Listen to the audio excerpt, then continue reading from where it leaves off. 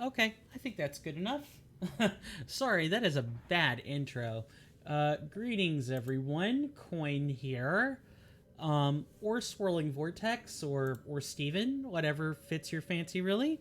And welcome back to another probably one of the last few episodes of Blasphemous. Uh, the true torment. Sorry, I'm used to I'm used to games having titles, other titles, other descriptions. Last time we were streaming this, we went through and completed the second NG. We didn't ascend yet. There were things I wanted to do, but I went ahead and ascended off camera, which was more or less basically fighting Escribar again, just to have the right to do that. Today we're going to be tackling the last Penitence. And it'll probably take us about 2 to 4 episodes to do, depending on how much time passes between episodes, what exactly I've got going on in my personal life, and how far we make it in this game during that time. How's everyone doing today? Hopefully good. I've got some interesting news, and I've got some great news. I did not put on the relics. It's going to be these 3 things. And also, because of the ascension, we're back down to our traditional standard 2 rosary knots or rosary beads that we can equip. This, of course, means we should absolutely equip our staples. Movement plus grape equal good time. So I suppose in good news, or it is good, but it is also interesting news. I want to show off a little piece of something. I've been in correspondence with a graphics artist, and this graphics artist gave me this. This was a good chunk of change. A good chunk of change I can't repeat for at least half a year. But these should be available as tier 1 emotes. And this one up here in the top left should be a follower emote. Yeah, I've put in 2 emotes for use. I've put in a top hat emote. And I've put in the smile emote, as part of the follower emote package. Trying that out, see what people do with it. Just for even just for following, you get something. That's a good start. We obviously don't want. Well, obviously, it's a bad business model to have... Okay, I have to keep moving fast. That's right.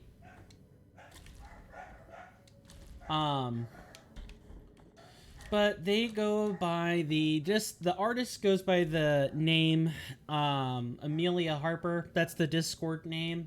I'm quite sure that's not the real name.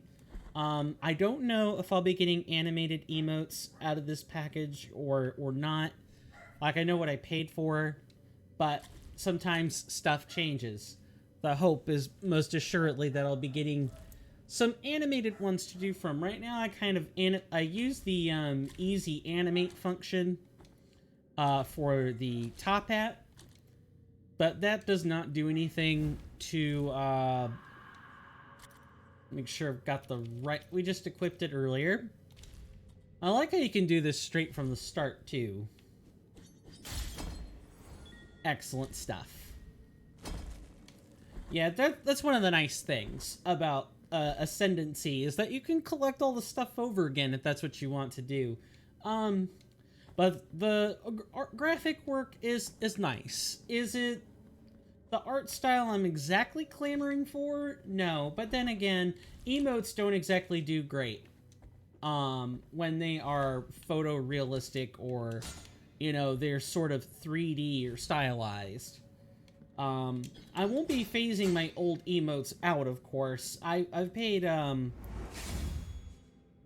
Ray Calidus very good money for those, but I am always trying new things. Right, we come here to select our ascendants. So, we have done the penitence of the unwavering faith. We've had faith in ourselves and our ability to use our prayers. We've bled out profusely and had to wait on our flasks, but we have yet to embrace true guilt. And because of the fact that we have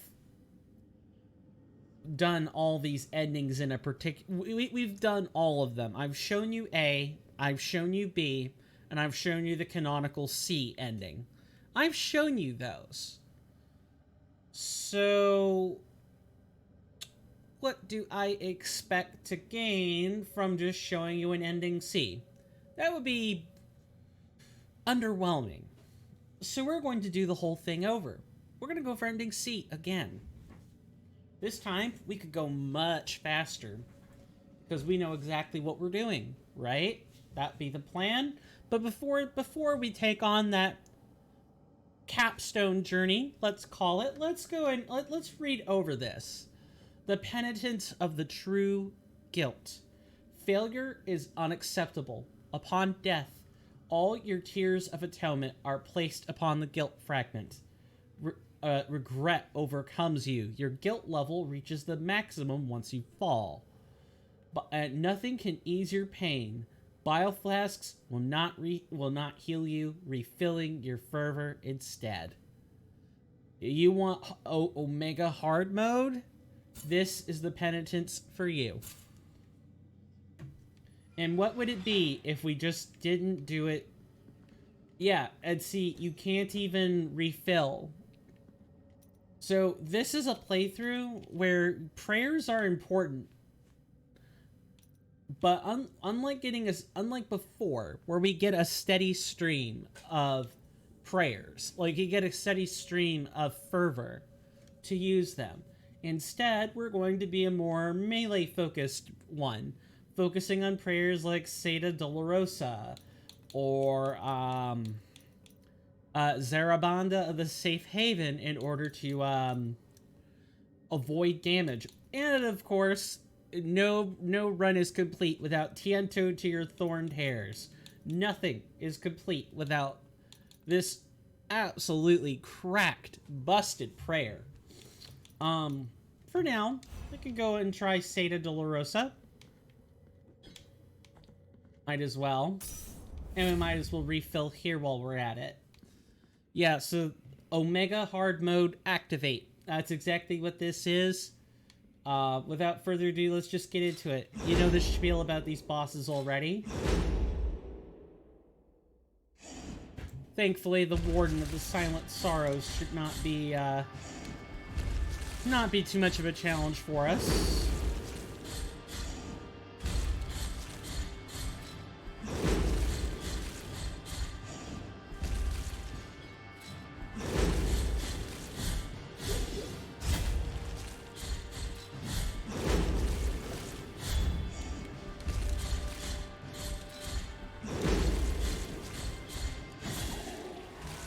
Look at that.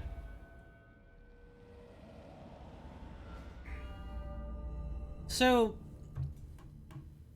I suppose in terms of, you know, good prayers, it's not that you can't work a prayer build. Anything is doable in Blasphemous if you know how to play. But with true guilt, you should lean into the restriction on generating fervor. Like, we're still going to use the crown, or the crown of gnawed iron, or the embers of a broken star. We're still going to use those to refill our FP, but what since we can't gain HP any other way, we need to compensate for this by relying on our prayers to do that for us. In terms of the sword core, we're really not having to worry about... We're not trying to... So, interestingly, Heart of Cerulean Incense could still be very useful here. Because it increases our fervor regeneration quite a bit. And when you combine that with the other stuff, the embers and the crown, we can be swimming in Tiento or Seda activations. But if you did that, and or you're like me and you kind of need you kind of need the safeties, don't be afraid to switch it out for the Heart of the Virtuous Pain. That is probably one of the better sword cores. Dreadful be the heart. Aye. Yes, Gracias, we know about you already. So yeah, our plan, I think it'll be good. We're gonna try to get these achievements. However, one another and the luck take this. And I think it's worth it to, leave the true ending as the capstone for the true journey. Now, what I have off to the side is my phone. I'm going to be using this from time to time in order to make sure I have gotten the flasks, the Quicksilver. We're still going to need to upgrade our flasks, even though they don't restore health anymore. And all of the normal upgrades that you would expect.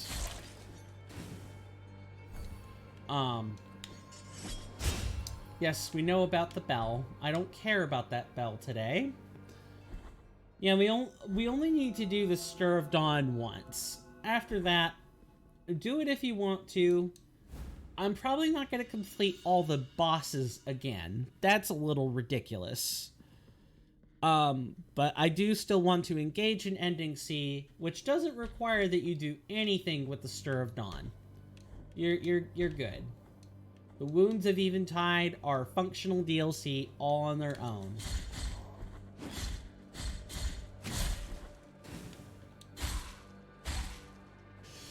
So one of the nice things about this particular capstone is, apart from having to do the... Oh, we still need to set up the exchange between Cleophas and Redento. Apart from needing to do that, we can talk about anything. So, I suppose I should start by asking... And these are never forced engagement questions, okay? These are always, respond if you want to.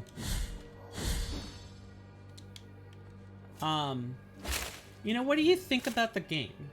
I've played... this will be my 4th playthrough of the game. And I like it. Is it the best game I've ever played? No. To be quite honest, I don't know if any game would ever get that honor. And that's just because it's difficult to say, oh, well, this is the best game I've ever played, without being subjective. And maybe for me, that best game might be, I don't know, World of Warcraft. Hint, it isn't. Although it is a good one, in my opinion. And I do have, bias. After spending 10 or 11 years with the game in an off and on pattern, I do like what I see. I'm also easily impressed, so take that for what you will. We're gonna lean into melee. I thought about being dirty and not wanting to touch these things, but... we're just gonna use our sword. This is the time to use your sword.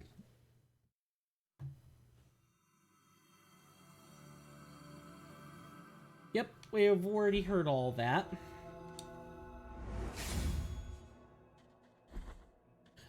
But I think it's a good game. The DLC was free for a start. Sorrowful few, there are few with divine Yep. We got it. But if you the will, Do I have to teach you this lesson, old man? Just don't talk. Nah, I'm joking. All kidding aside, I like the game. Is it cryptic? Yes, but the cryptic is what we come to expect from Dark Souls or Souls-esque titles. Like cryptic hints and achievements that require you to bust your back backwards in order to unlock them is characteristic. Very characteristic of Souls titles or Souls-like titles in general. I like the setting. I have no problem with the fact that it is a historical allegory or a historical satire. Is that how we would describe it? Historical satire? It's influenced. I don't know if it's being critical of the Spanish Catholic Church or not. But I will say this definitely does not put them in the most positive light ever, especially with the DLCs. No way. Look at that. We just ran through like 4 areas. Like, we introduced ourselves to 4 areas just like that. And it is also like it explores a portion of the Catholic Church's history as well as what the interpretation of faith would have been at that time. I would argue that today you have people who act in bad faith when practicing as a Christian or a Catholic, but I mean, religion is the problem. Spirituality is not, right? Everyone is spiritual. Not everyone. People can be natively spiritual, believe that things exist that others don't. But, like, worshiping and practice, making customs and laws, all that other stuff. Like, now I sound like I'm a person that doesn't know what they're talking about. I suppose the thing about religion is it's way more than just a set of beliefs. It's everything that forms around them. Which holidays are religious holidays? The way that people... Well, not the way that people sit, but... how the church, the body of the church, whatever the practicing religion is, how do they regulate their followers? What sort of laws are being observed? That kind of thing. It's the rigorous structure. The structure that isn't exactly alluded to in the book, or in whatever scripture or text you choose to follow. It's that, oh, well, you're the same sinner today that you are yesterday. What changes is how you go about atonement. Like, if you don't have someone who confesses, who serves as your confessor, how else do you talk to repent your crime, so to speak?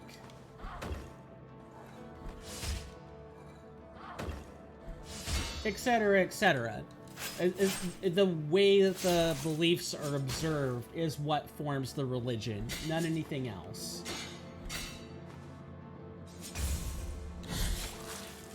Oh, and I haven't even put... Shame on me. I haven't put in a mea culpa heart yet.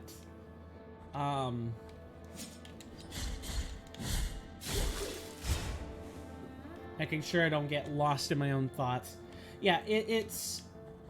I like the fact that it draws from these... That the game draws from these things as reference. It doesn't necessarily go out of its way to paint the church or the religion itself in a bad light, but it makes known It makes known in no uncertain terms what the dark history is during the time period that they've chosen to draw from without, I need to be careful, without outright telling you that it is. Some things come pretty close, and only the people who would intrinsically know the source material or like the reference material would know.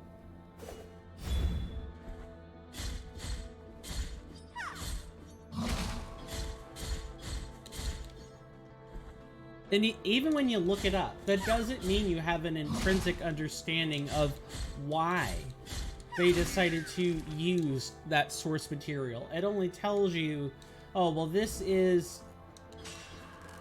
that might be the impact they were looking to have, or maybe that portion of history affected one or more of the dev team personally and felt they wanted to include it. Who knows? That's the whole thing. You can know about the source material itself, but why they chose to draw upon it for the game reference, you wouldn't know without asking. And with each passing day, it's only more and more likely that the people who made that decision are going to shuffle off the mortal coil, and you'll be unable to obtain your answer from asking them, and you'll have to obtain it from memoir or possessions that you're allowed to look at. That kind of thing.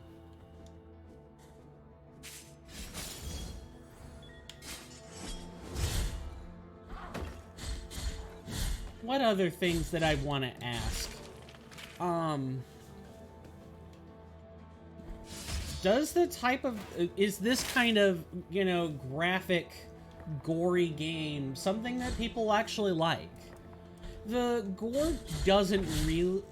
Like, the nudity has a more profound impact on me than the, you know, the blood and gore. Like, it's disgusting, but I can get over blood and gore if it isn't super graphic. Getting over something like, I don't know, Dead Space before the remaster would be a lot more... Well, actually, getting over something like the horror thrill that is Dead Space a lot, like 1 and 2 in particular.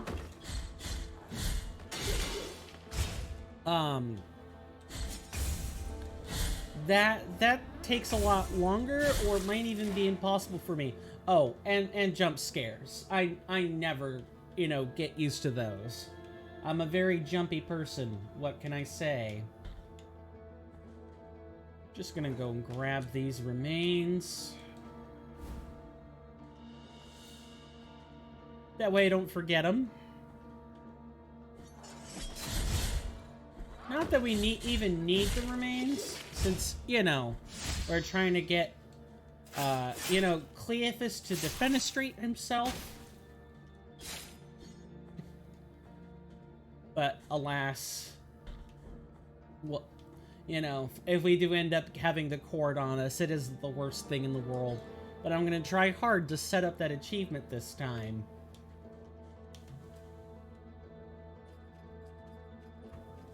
Sister of mine, as I for someone who seeks them. No, I am ready. Are you, Estrus? You were combat tested once. You were ultimately found wanting. Right, Confessor's statue?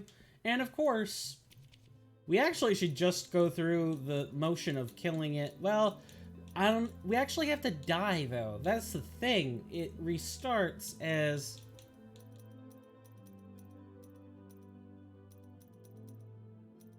Can we do it anyway? We can. We can make the statues crumble. Okay, we can just do this. Nothing happened. No, we can't. We need the, Hollow Pearl. I think we have to buy that relic again. That's fine. But we can at least crumble the statue and, move on. which I won't make you sit through doing that. I will make you sit through me doing that again. If necessary, I will do all of the confessor statues off camera.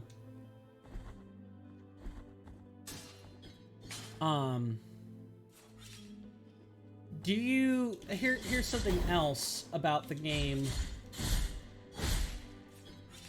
Do you think that you obtained anything of value from the game's story?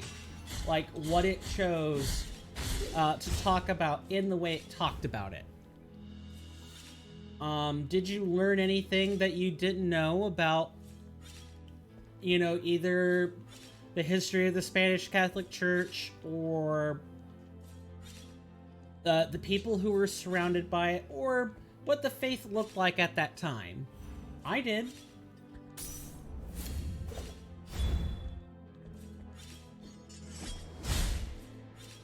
I learned quite a bit. I didn't even know the reference for Our Lady of the Charred Visage. I knew nothing about that. Like, I knew of people burning their own face before, but not for the reason she did. And note that there was just nothing to do with the reason that the game gives you. That's to, throw off the scent. And maybe not talk about explicit things quite so much. As much as this game likes to push that boundary. I didn't know anything about that. Or the fact that symbology and ritual and tradition, any religion has a huge amount, but tradition is especially important in the Catholic faith. Very important. Things are signified for a reason. I'm not a Catholic, so I'll refrain from talking about it a whole bunch. But I can say as a general Christian that tradition is important. And you only eschew it if you've got a death wish. No, I'm kidding. You only eschew it if you don't really believe in it that much.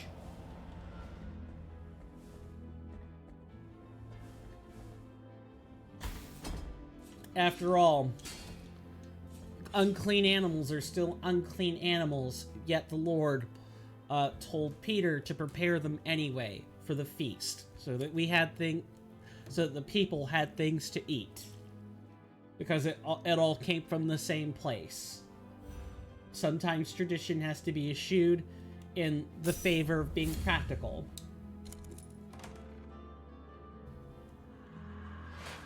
Right, yep, give me your dead.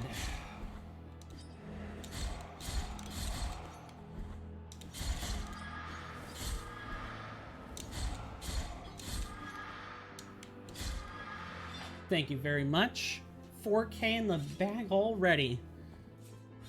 Oh, that tithe is going to look so... That tithe reward, the teleporters are going to look good when I get... When we actually unlock them. Thank you for your patronage. So I think in terms of the... I can't be like a YouTube partner or anything. Won't be for a while, so I don't know how I'm gonna have the YouTubers get in on the Discord action. But I think what I'm gonna do is say, if you've put in $1, and I will probably adjust the coffee donation to work with that. If you pay in $1, you've got it. If you're paying for Twitch Prime, and you funnel your Prime sub this way, you're gonna get access to the Discord. At the same tierage, no less. Yes, I know. 400 for the key to the chamber? Absolutely. We're gonna need that. But that's how I'm thinking I'm going to handle the Discord thing. It's not much, and it's a one-time donation. I know other content creators or entertainers do it this way, so it's not unheard of. I just have to. It took me a while to think about the right amounts for this sort of thing. That's all. I didn't want to make a rushed decision. What other questions can I ask? Do you guys want to see other platformers like this? You know, and specifically other games that touch on dark, twitchy subjects. I don't know how many of them do, but subjects that aren't easily discussed. Religion and, you know, religious history are not things that are discussed.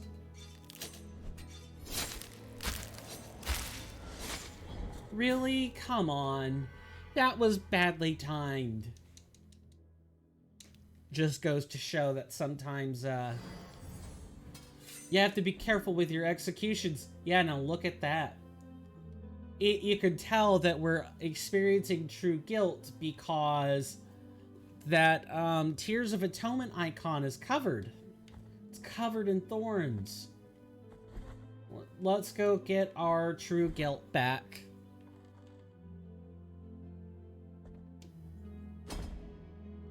By taking the long way around. Yay.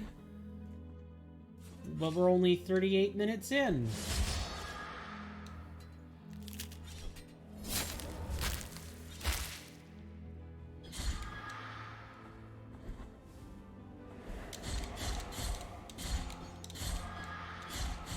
So I guess I can, in the process of like, jeez, okay. Oh, that was close. Trying to think about what I could talk about. So, I guess just kind of like random-ish stuff I've bumped into. Anyone else hear about the kerfuffle with Brad Paisley lately? People are mad that he played a tribute song talking about the Ukraine war, Russia-Ukraine war, featuring President Zelensky, was it? I can't say... But people, you know, music is not necessarily exclusive from politics. If someone wants to make it known that their political virtue leans toward the Ukrainians in the Russia-Ukraine war, that's on them. That's their business. And for what it's worth, the Ukrainians deserve their sovereignty, so... we have to do this without uttering a single prayer.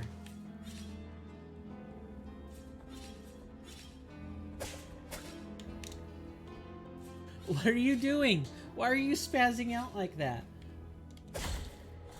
Okay, our tears are gone. So much for that. It's fine. I can tell that we're going to be crying for our own Tears of Atonement today. Unfortunate. I don't understand what the big deal is. I guess many people feel that Paisley shouldn't have sung that song, and Zelensky shouldn't have made his appearance in that song. But again, you know, some people feel they need to spread the message that the Ukrainian people are worth saving. I think they are. The Ukrainians didn't ask for their governments to screw up and do awful things. The Ukrainians didn't ask... Ukrainians did not ask for a dictator next door to invade them for no reason. Because of a decades-long grudge against NATO. No one asked for that. The actions that NATO took during the 1970s to 1990s. I think that's that general time period that Putin is complaining about. That can be discussed separately.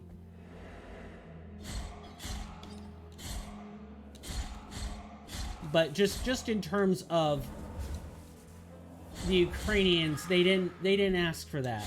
Also, the Russian people did not deserve to be caught in the crosshairs of their dictator's wishes. The Russian people would like to exist too, without their government basically holding their existence up for ransom.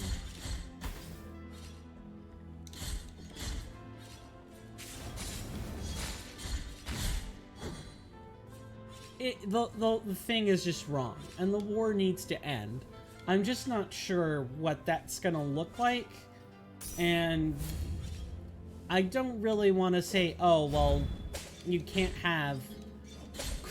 the Ukrainians can't have Crimea. It's their land. It was theirs. However, taking back Crimea might be very messy, which is why they need every ounce of support they can get. Otherwise, they're not going to be able to do that. And they will probably have to put up that land for negotiation. Because that would be the smart thing. Don't cut off your nose to spite your own face. Which I think is what that argument's going to be coming from the rest of the world. There's always room to take back Crimea later. If you end up losing your whole country because of it, it's not going to be worth... your effort's not going to be worth anything except in the history books. That's all. And I think that's what a lot of the rest of the world is going to try to say, is that it's not that Crimea isn't worth it, it's not worth it right now. And it's going to be tough to make that kind of argument. But I'm not going to be in the business of telling the Ukrainian people what they do and do not want, and when they should and should not get it. There's just a price for it.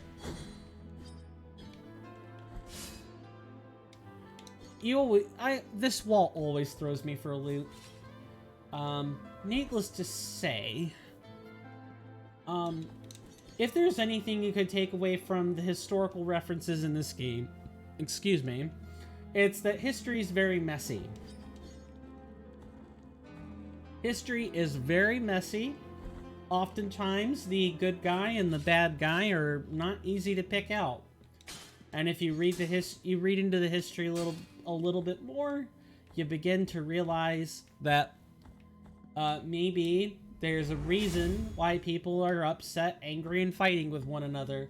Maybe you might come to realize why there is shed blood on the battlefield, why there's an enmity between one or more different groups of people,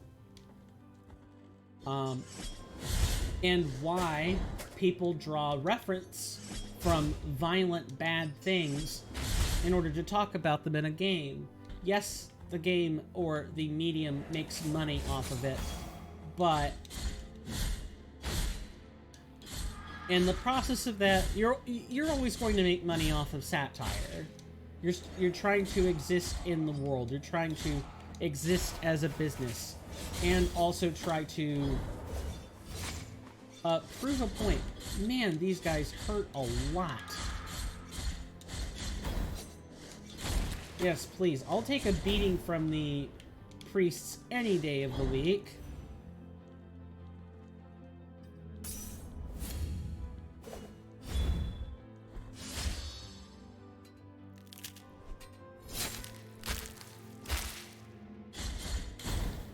God, I'm such a bad player.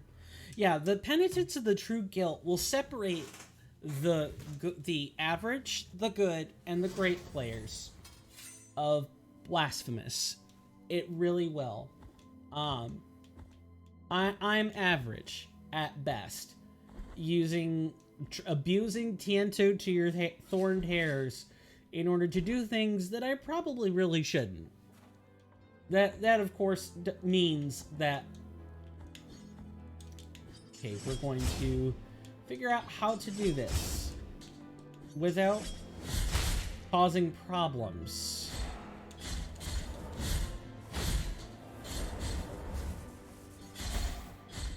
I'm surprised that that sword I get the feeling only an empowered strike did this.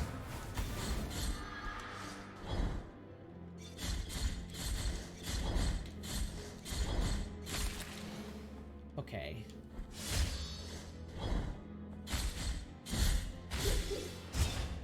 Thank you. Jeez. Yeah, we're gonna be crying tears of atonement trying to beat this playthrough, but I vow to do it. And vows are a dangerous thing to make, especially because vows are such they're a thing you hear a lot of in Blasphemous, like these vows, these pacts, these covenants, these sort of like implied spiritual contracts. You hear a lot about them in this game, and those are words you hear over and over and over and over and over again.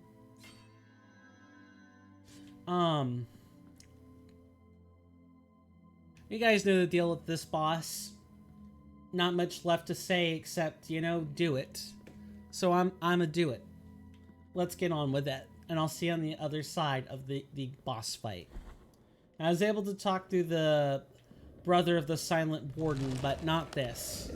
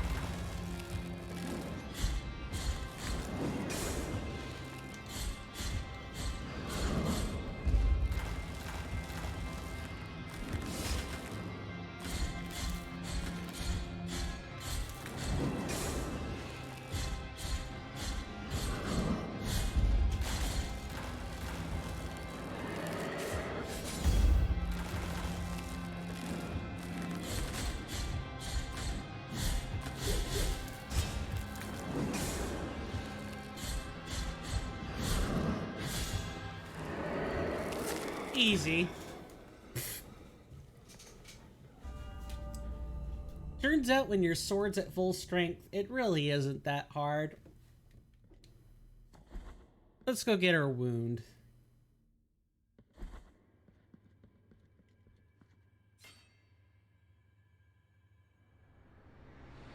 I think I forgot to get the thing, which is fine. Again, we only need to turn in the veggies, the herbs. We don't need to do them before boss. That will only give us the achievement. I am curious to see whether or not that should have an effect. Just based on the fact that if you don't turn in the vegetables, the Brotherhood's going to start dying off. But I think that was for just the achievement. It doesn't have a real noticeable effect otherwise. Like, I've looked into the achievement and that specific sequence of events multiple times.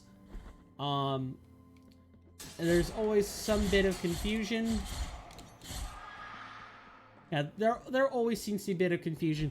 Also, before I continue, we're gonna put on a sword core, because we've gone the whole time without a sword core. Alright, so now... it'll be the...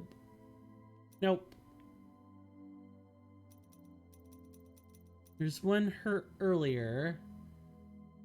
Yeah, so Heart of the Holy Purge might be a problem if we do it right now. Instead, We're probably going to...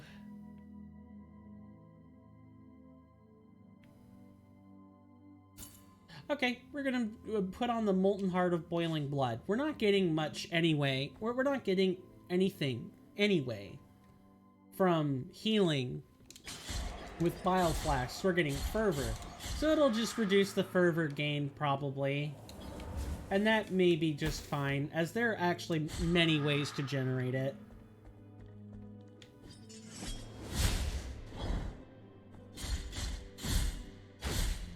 Yeah, if you wanted a sword playthrough, this is the one for you. Oh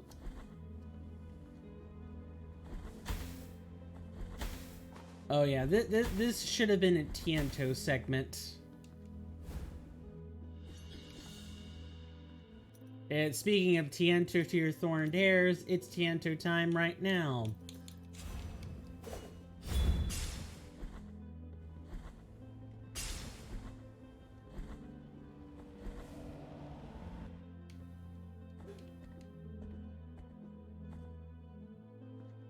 Okay, through here. Any hidden walls? Nope. Nothing whatsoever.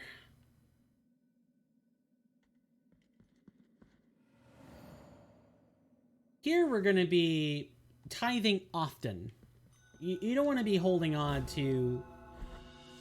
There's the Bouquet of Time. And you really don't want to be holding on to tears more than you have to.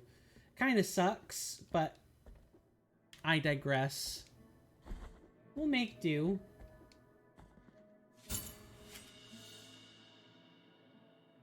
Thank you. Mm-hmm. Get the linen... Why do we get the linen cloth again? Oh, right, because we can bless it and get tears out of it. That's right. Let's turn in these, and then let's go bless that cloth rag. So if we're going for ending C, we do need most of the... We do need most of the bones, if we're going to do that. The bones bring. Mm-hmm. Bring the rest.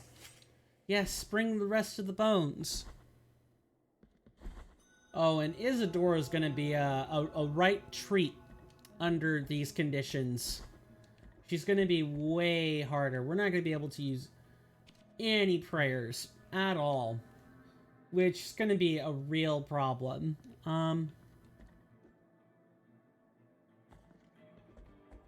Yeah, I guess we're going to go ahead and rest back up and go back that way.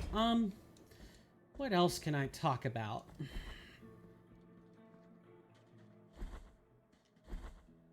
Oh, we haven't even tithed yet. Can't do that. So, what about the game's visuals? Do you guys think this would have been a game better served in 3D? I don't. This place is another dream. They believe the punished do not bring me any. Yes, the linen cloth. We've already obtained this relic, though. A tool that in the name 500 tears, which is nice. I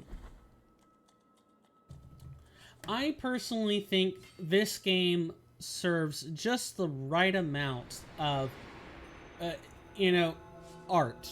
Like, yes, it's 2D, but, the pixel work can be just detailed enough.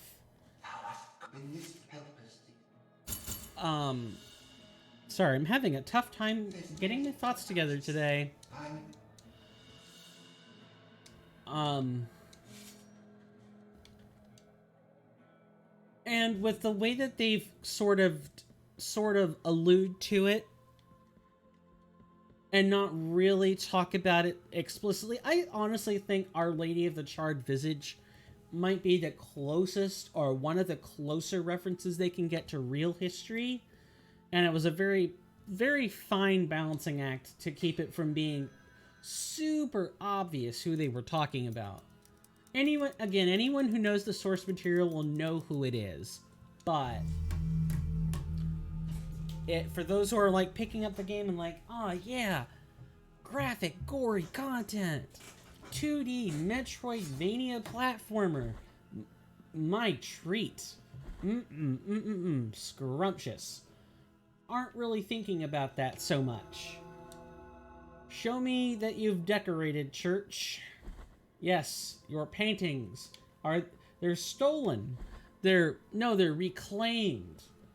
Because all the paintings that were, you know, actually stolen are lying in the sleeping canvases. So people have reclaimed those and put them up to good use. Fine by me. Now we're gonna try and get an upgrade before things get too hairy. 10 Pie Dad's pretty easy without too much adjustment in your health totals, but you don't want to be... You want at least one health upgrade for the other two. Again, you can... The nice thing about Blasphemous is that once you beat the game and you replay it on subsequent playthroughs, if you're good enough, you can just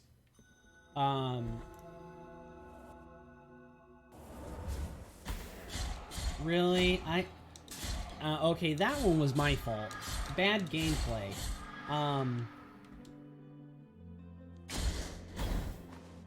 That was exceptionally bad form. What was I saying again? Once you beat the game, it becomes an incredibly non-linear experience.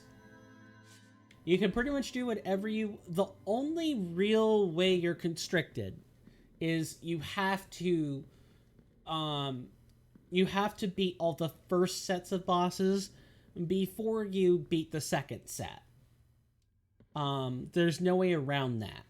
Like, the game gates things very well, but it gates them in such a way as where the only 2 or 3 choke points you have are this one at the Bridge of the Cavalries, where Esdras serves as that lock, Escobar himself, the final boss, and Chrysanta, who serves as a lock to Escobar. Everything else, absolutely everything else, you get to... Oh, you want the nail uprooted from dirt. Everything else can be done in just about any order. You may not be able to obtain everything if you do it in any order, but you can beat most of the bosses in any order you please at that point in the game. It's just going to come down to your personal skill and how comfortable you are. For me, I'm doing things in largely the intended order because that's where my skill set is. That's about where it lies. Like, I'm not very good at approaching things out of order.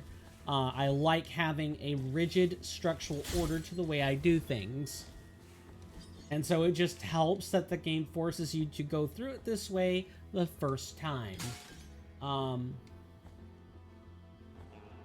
the kind of person that does well when I do things in an exact way.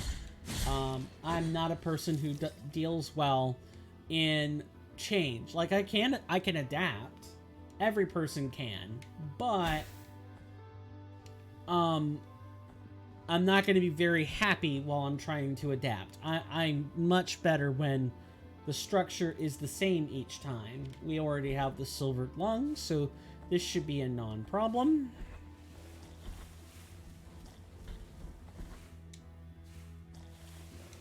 Yeah, that's one of the nice things. Okay, gotta be careful. In New Game Plus, you can use all your movement tech. You can use your movement tricks.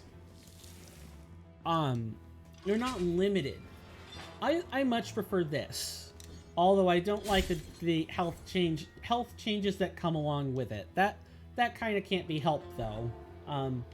You get what you pay for in New Game Plus. Absolutely. I believe it's this way? Yeah, it's this way.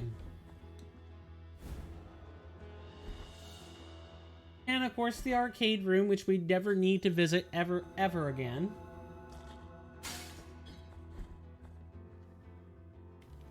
But to get back, I've kind of been rambling on a tangent. Rambling on a tangent. I don't need to go that way quite yet. Rambling on a tangent.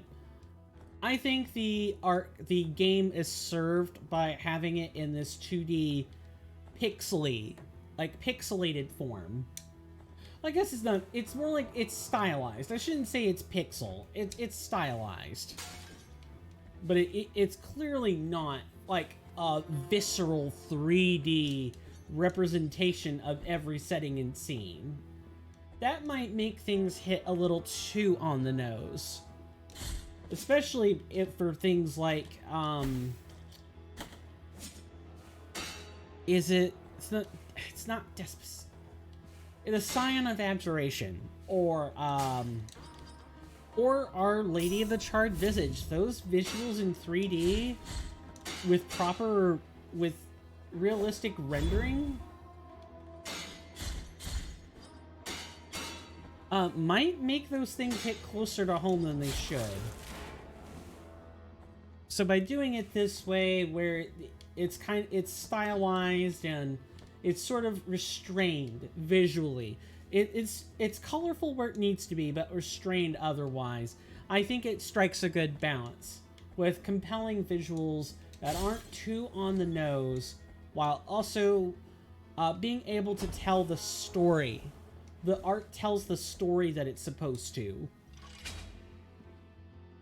Which, in a game that's as dark and serious as this, it's hard to strike that balance.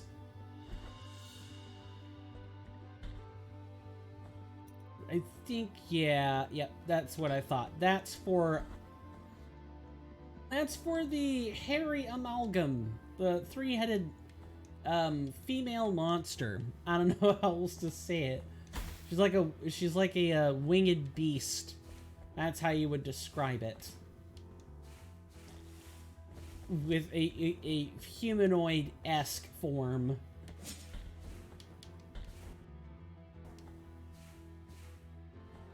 We probably want to go back and rest.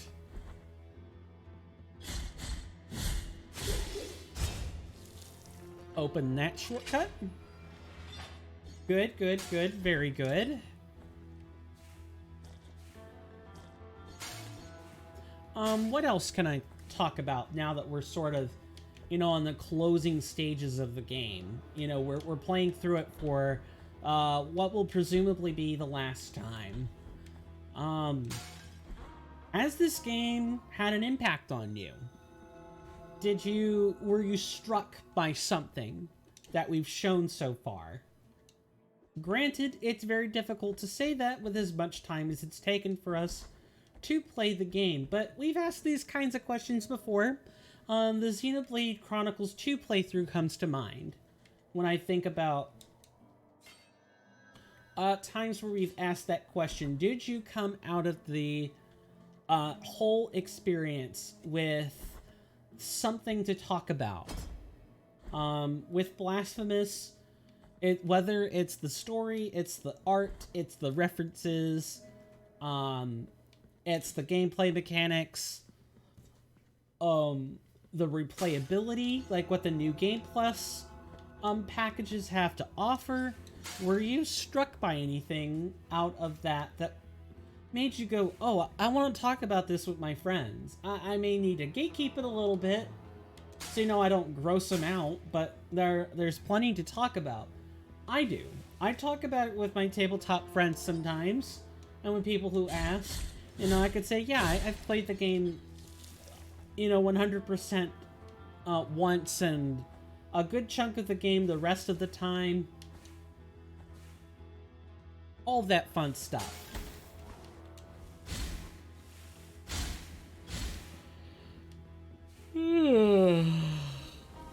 And I do want to apologize for the week of missed streams. I really do. It's not that I want to brush past the missed streams or anything, but you know, what, other than saying sorry and trying my best to do better, what's there to talk about? I don't think there's much to talk about on that front. I had a really bad week. A really bad week. Like, I probably would have streamed Sunday if it weren't for the dog watching. And, you know, wanting to emotionally recover from Thursday. What can I say? I guess I just haven't forgiven myself yet for ghosting someone. It's been... Jeez, I want to say, like... October, November, December, January... It's been almost 6 months. And I haven't forgiven myself of that yet. I've held on to the pain so that if I ever saw that man again, I would be able to confront him right there on the spot with that pain. The pain that I caused and the pain I'm currently causing myself. So I'm going to try not to talk about it too much.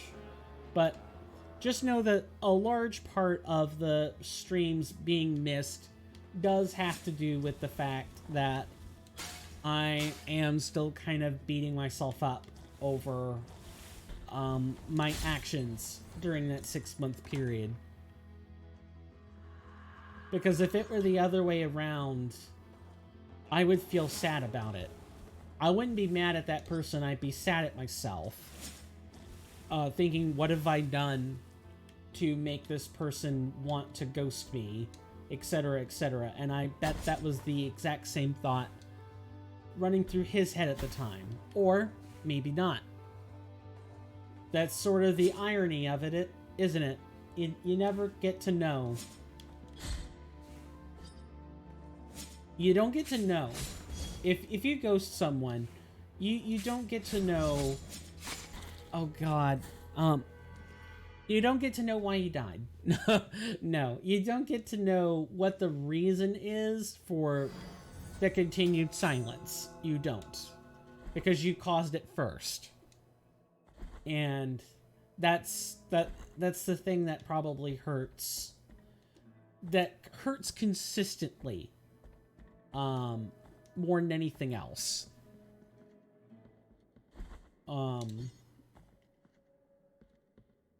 Alright, enough talking about that. But hopefully the thing you drew that was profound was not that conversation. I already discussed it pretty much at length in a previous stream. I won't discuss it again unless I'm asked.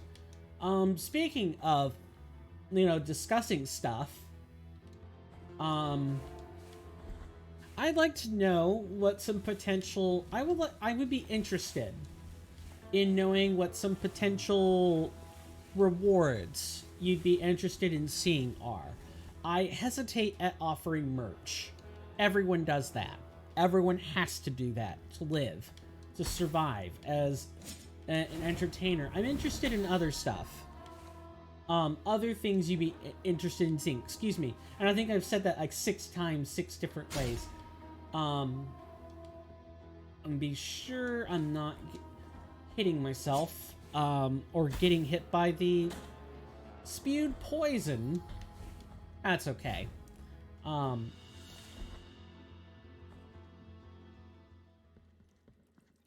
bilious fountain. A biliary vessel. Yeah, we're gonna fill it. Thank you. Now, if I can just remember where the oil, the anointing oil is, we'd be good to know.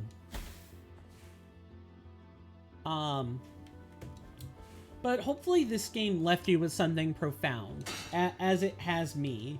I can say that if I were to play this game again, I was about to fuse the words game and again, you know, I'd be able to, you know, mention what its strong points are and where I think it might fall short for some people. I'm an easily, you know, amused person, so I'm entertained by lots of games that people think are bad. Is it time for Tiento yet? Probably not.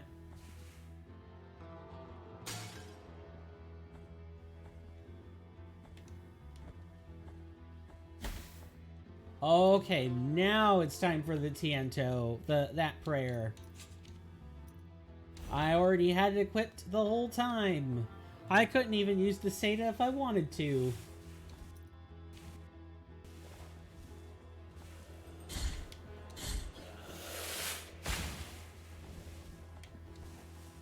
This is where I drink and I run. Let's go find the guy that's ringing things. Thank you.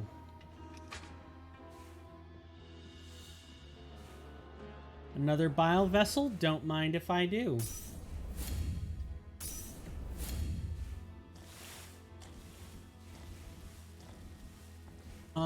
But yeah, this game has left me with profound things to talk about. Again, just in terms of what we've spoken about already, the art, music, and style direction the game has taken are great places to talk about. And then, you know, maybe if you're going to sell this game to a person, if you're thinking about how you could sell it to them, do mention the sensitive subjects that surround this game.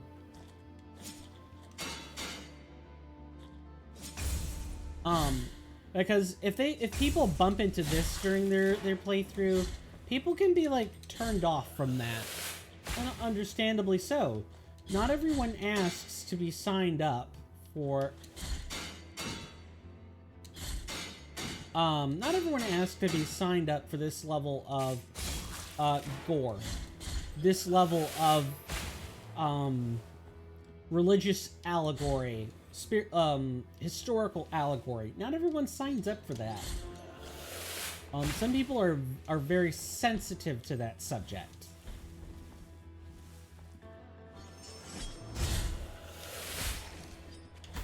Okay, just relax.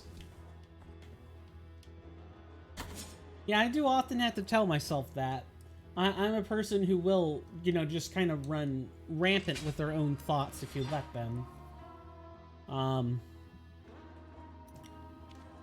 Okay, we don't have enough fervor to warp out.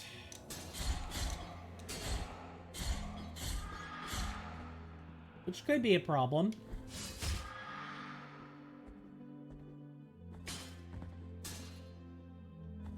Nice, we unlocked it from this side.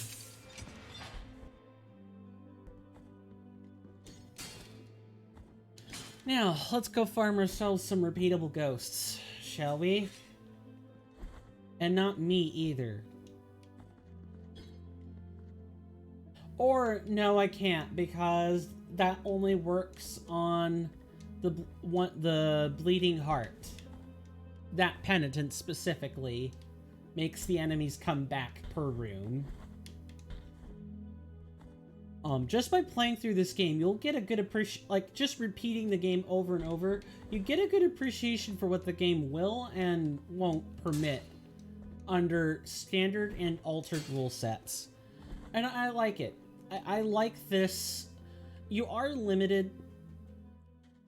Sorry, I'm not even paying half attention to what I'm saying. I do like the fact that your New Game Plus can be as different as you want it to be. If you want to, your Penitence is the way of changing up the rules.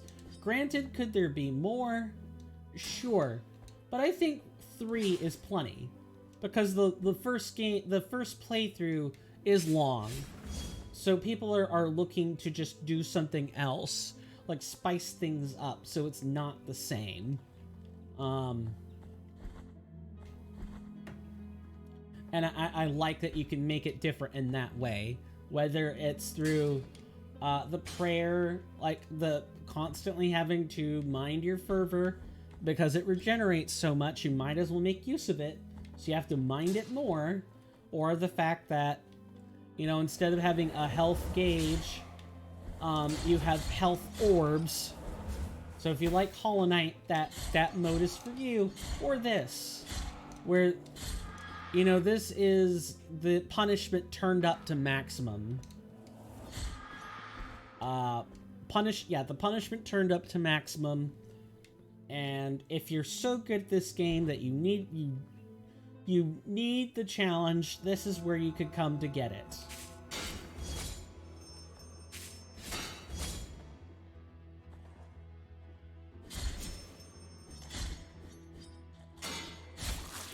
Which I think is just great for the game's longevity. Games like these have a really high replayability because they are simple to play. They don't take a long time to play.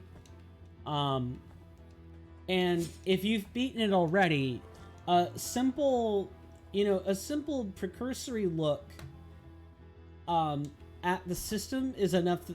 A simple precursory look at the appropriate knob, if you will change the system. You can change it by interfacing at a particular in-game object. It's great.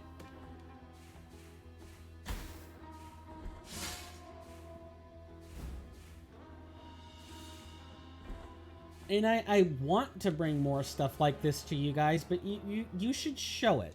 I want to hear it.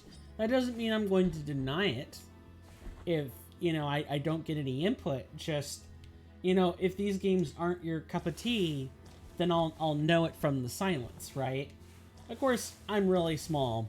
I'm a really small YouTuber, slash Twitch streamer. Oh, okay. Yeah, I'm small in that regard. So,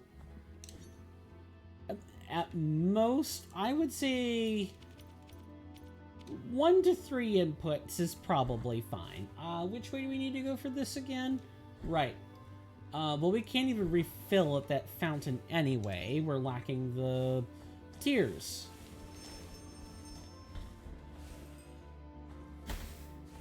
Oh, close but no cigar. I thought I could jump over that without taking any damage.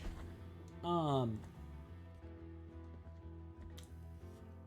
then I've given this more thought, and I'm open to having my private Discord streams when I have them. I'm open to having them on routine selection. What that means is, I'm open to having votes on what I play for the evening, because those are going to be relax and wine time, and not so much anything else. So I don't want people voting for stream projects. I want people to be doing other stuff with that. We're gonna yoink that. I believe a bone lies at the end of that, so we will need to do this eventually.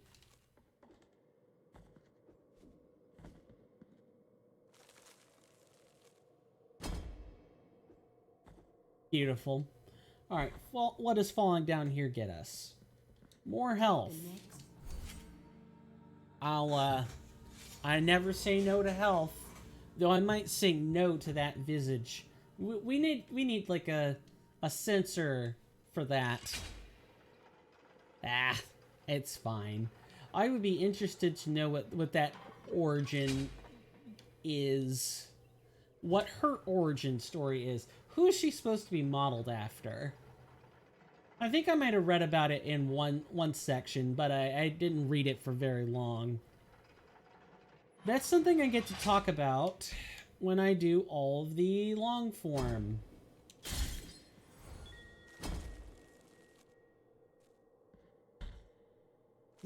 Go ahead and make this drop.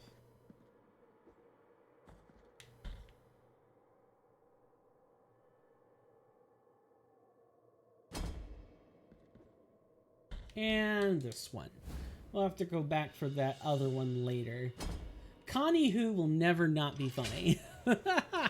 Connie Who will never not be funny. But speaking of funny, It's really funny that I haven't taken my break yet. We're gonna fix that. And this elevator shaft is really the best place to take one, now that I'm thinking about it. But I also don't want to leave you guys without music. And the Desecrated Cistern is one of the better spots to get a piece of music from. So we're going to pull that. And then we're going to take a break. I typically try to make these 5 to 8 minutes in length. Please feel free to get up and stretch, get a snack, whatever really. Whatever fits your fancy. I'll be playing a 90-second ad during this time period, so feel free to do just that. You won't be missing anything. And when I come back from break, we'll press onward. We have 2 bosses left to go before we deal with the front half of the game. Then we work on the back half. The goal will be to try to get to the back half of the game today. No promises, though. Alright, I will see you guys at the end of the commercial break.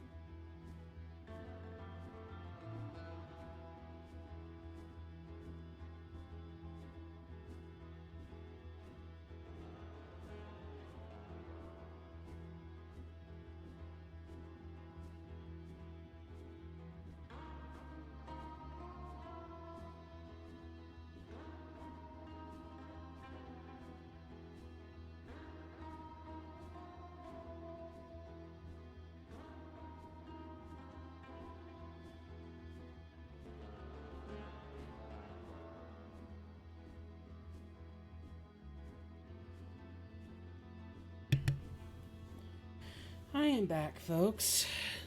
Sorry about that. Hopefully I wasn't gone too long.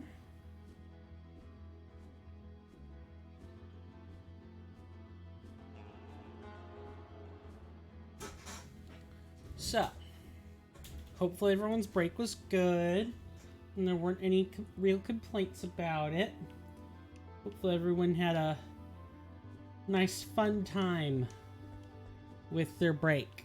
Or, you know, you sat around and fiddled with your phone or did something else, really, whatever fits your fancy. I want to thank you guys so much for hanging out with me so far. Really appreciate it. Means a lot. I realize that I'm not the most potent entertainer in the world. That I don't compel laughs or tears. I might compel laughter at me. Oh, also I'm forgetting to switch the screen. Let's fix that.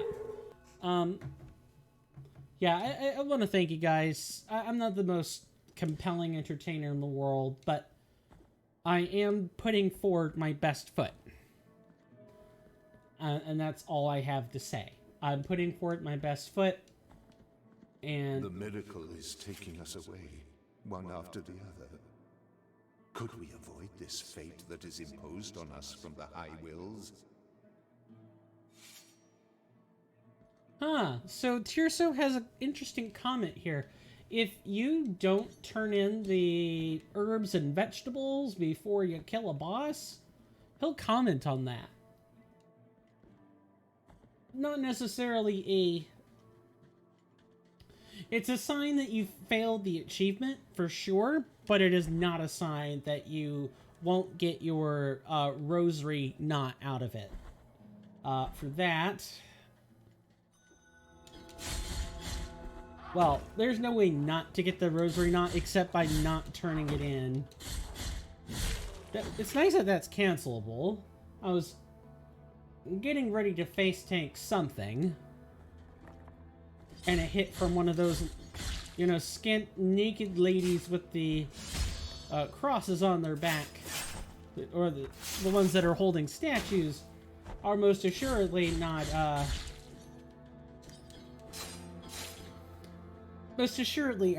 light hit. The other game that I'm thinking about, in the same vein as this one, is Infernax. Although it takes more, it's very much more pixelated, and not that that's a problem. That's not a problem. Just, it's the same style of game, but not, it doesn't have the same referencing. Infernax, it definitely has more of a fantasy vibe to it. Whereas this really straddles that line. Yes, there is some fantasy. There's certainly some gameplay mechanics that make it so it is not just, you know, a historical allegory slash edutainment title.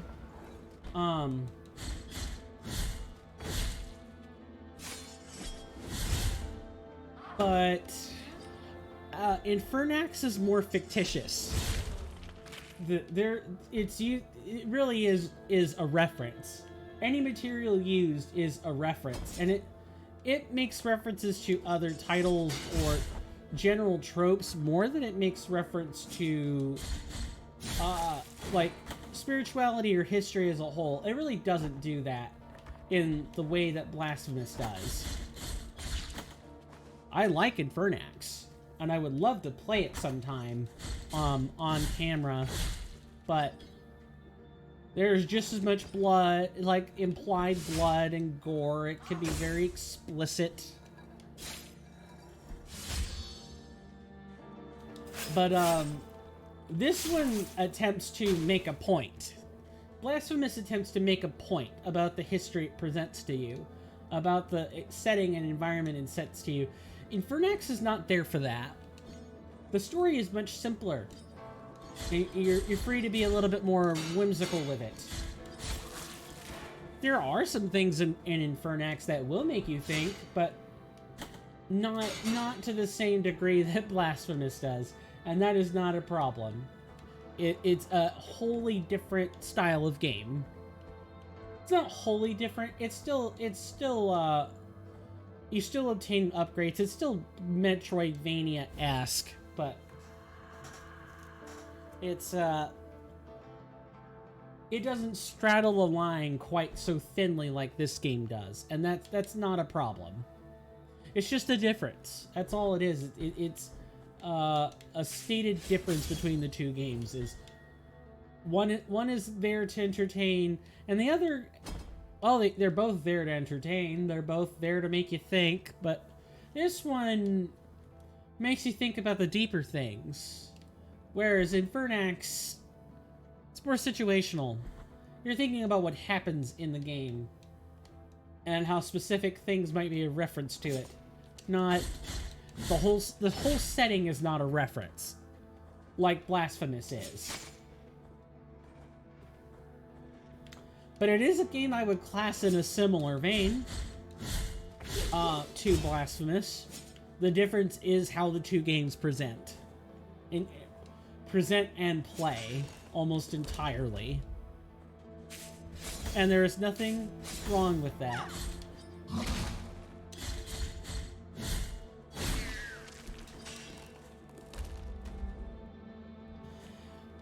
And speaking of games I'd like to bring together for you guys to like commentate and view, I would love to bring the Tomb Raider. I have these games, but I would love to sit and play the Assassin's Creed series starting from 2. I would say starting from 1 because that's where the concurrent timeline starts, is at 1.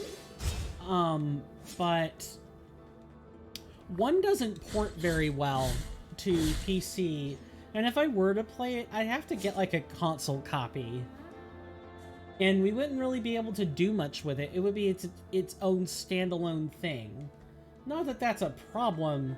It would just be more money. More money I'm not sure I can realistically spend at the moment. But I can play the rest. And if people don't mind that so much.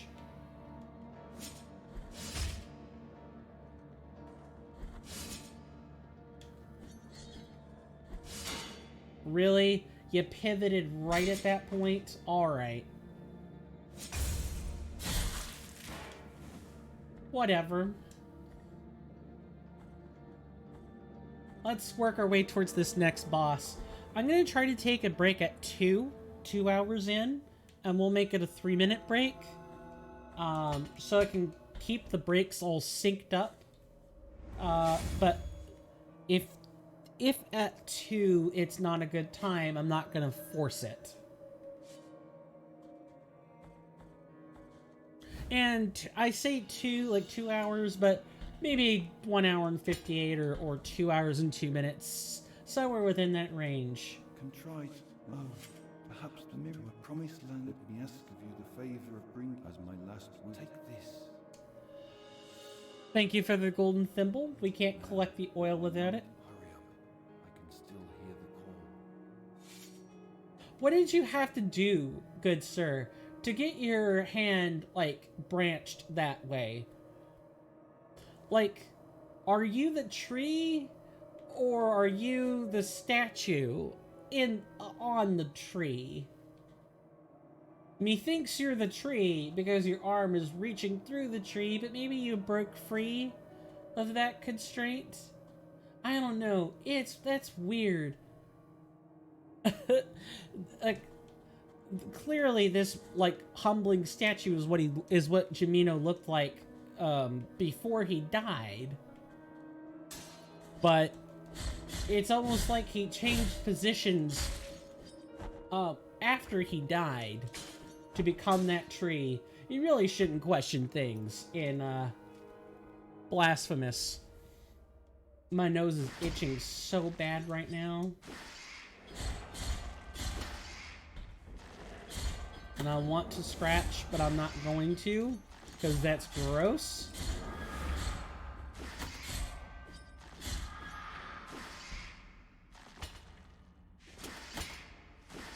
Okay, we're getting out of Bug City.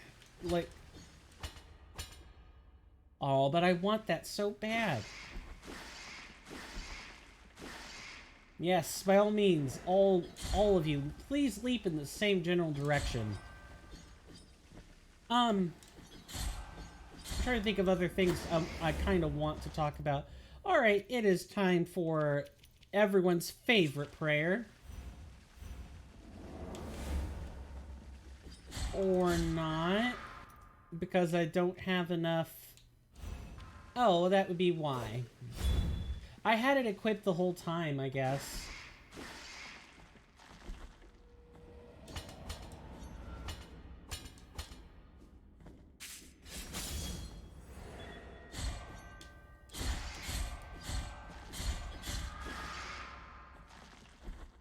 Also, did that caged Child of Moonlight count as a kill? Are you serious, game? Okay. I like how they can reach up here, too. Just in case you weren't sure. Alright, back through here. And then we can go out the other way. Nice shortcut. I'm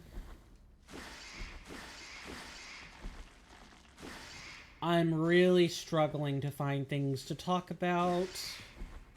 I had a whole list too. I don't have the list prepared, but I had a list of questions. I don't know. There is some amount of long-form content out there already on Blasphemous, and I've already agreed to make it. I'm not going to take that away from people. It's just, again, I'm probably going to make it in the summer months where I have that type of time.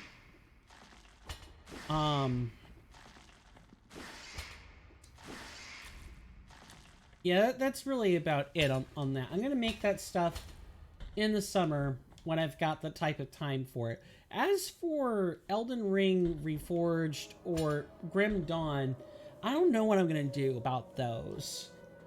I don't know if... I think the Elden Ring playthrough is one of those things that's probably not going to be made into long form. And that is simply because it's not meant to be absorbed that way. Ow. Awful. Stop. Quit throwing stones. You'll find that you're in a glass house.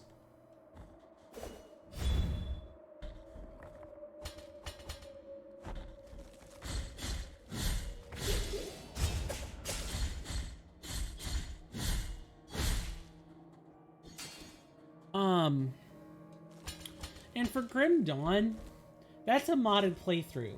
So probably, well, I'm going to, but it'll be more like make X build or Y build. Kind of similar to the Fighting Cowboy, if I could figure out how I could get,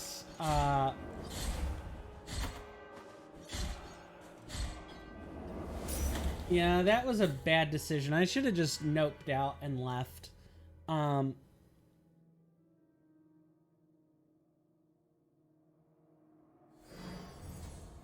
Yeah, that'll more or less be the Grim Dawn short form.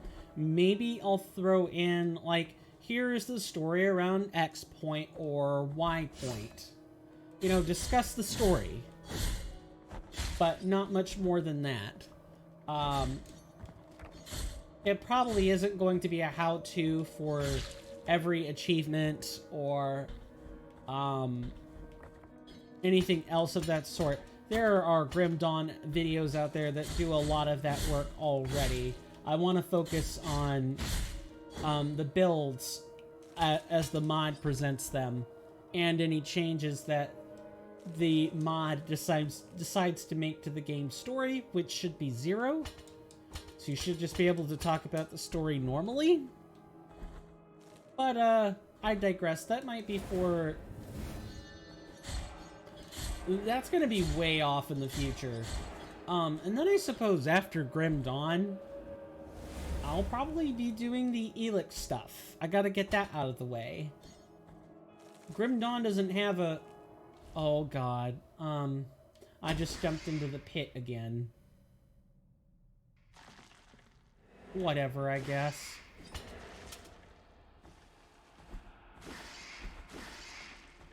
Yeah, Elix I'm sort of looking for... sort of? I mean, I like the game, so I am looking forward to it. What I'm not looking forward to with Elix is having to really sit down through all the bugs. And people might really scoff at me exploiting the game. Granted, it's not like I'm exploiting it in terms of glitches or anything. It's more or less just going to be, here's this interesting behavior that I notice, and this is how I react to that behavior in the game.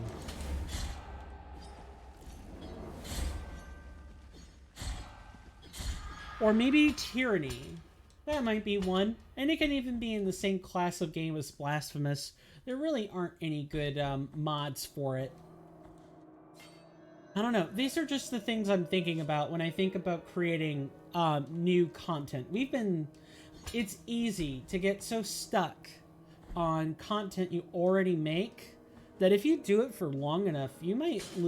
I won't say you lose the ability. You'd only lose it if you're a really new content creator. But I'm the kind of person that likes continuity in what they're doing. I like consistent things. So for me, coming up with new stuff is not the easiest thing in the world. I really do sit down and take the time to think about these things. And while I know that streaming RPGs isn't the norm, a lot of people play these action-packed platformers. That's really just not my style. Like, I can play these action-packed platformers, and I got something good out of playing Blasphemous. So it's not that I can't play them, but RPGs are just kind of my style, and if they're action-packed enough, I think they can, I don't think they're as bad as, like, I don't know.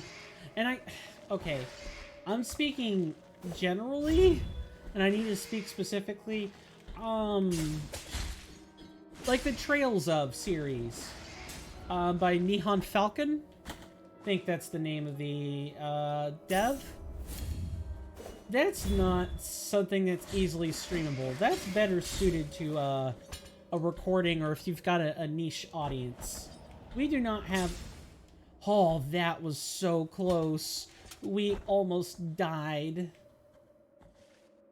Nope. Just gotta learn when to say no. And, just move on. Move on with your life. Graveyard of the Peaks? How about Graveyard of the Peace, please? Thank you very much. Weston the Pilgrim. Uh-huh. Pilgrim's bones in a mountain? More likely than you think. Yeah, I do take a lot of time to think about the kinds of games I want to bring you. Torn Bridal Ribbon. We could technically turn in, this plus the Veil. And the other item if we find it, to that NPC. We should go ahead and get it, just in case. That might be something I turn in off camera. We don't really need to see the tears from that. Let's go unlock the lift and all of its corresponding collectibles. There's our very first knot. That should help us out. There's the Immaculate Bead.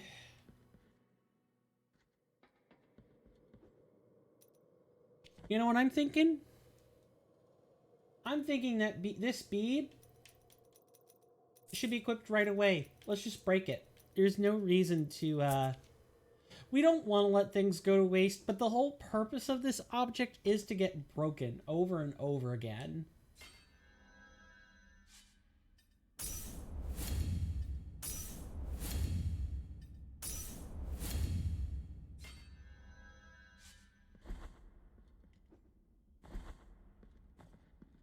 Alright, death number 1. Let's go ahead and remove the offending relic.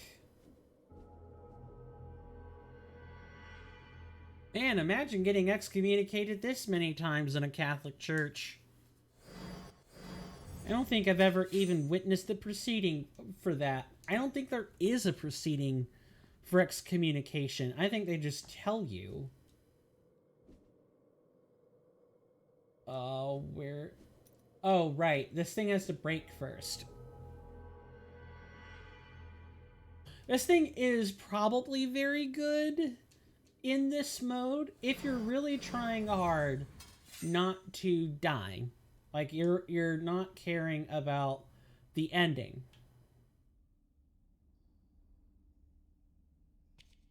If that isn't a concern to you, then this item is the most useful in this mode. However, we need the Confessor Statue's Rending Sea, so we have to kind of burn it up immediately. I guess we don't have to burn it up immediately, but, you know, if we don't do it now, we're gonna forget. And I can't go do that off camera, but honestly, people don't want to see that. Let's get this lift working.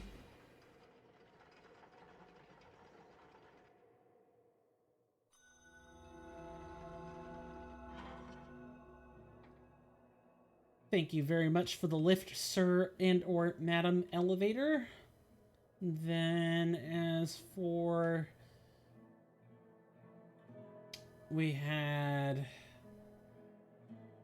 Confessor statue here and here. We should just knock these things out as we go. It'll be far easier that way. Yes, thank you for letting me know about the next remnants. Now please kindly stop talking. I didn't even mean to talk to you. Although I did actively press the button, so I'm not sure what I was thinking there.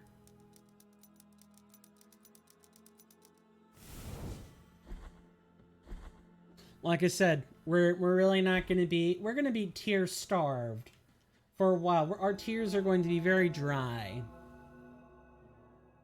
I don't know why I think I'm looking over there just to make sure I'm not, you know, accidentally missing a chat message. But I should be looking up here when I talk. Okay, let's see. Oh, right. I forgot. I can, put on the nail uprooted from dirt and get that relic or whatever that is supposed to be. We should do that while we're here.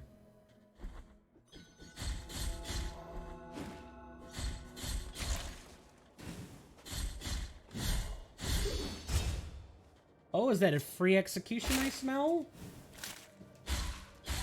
Thank you.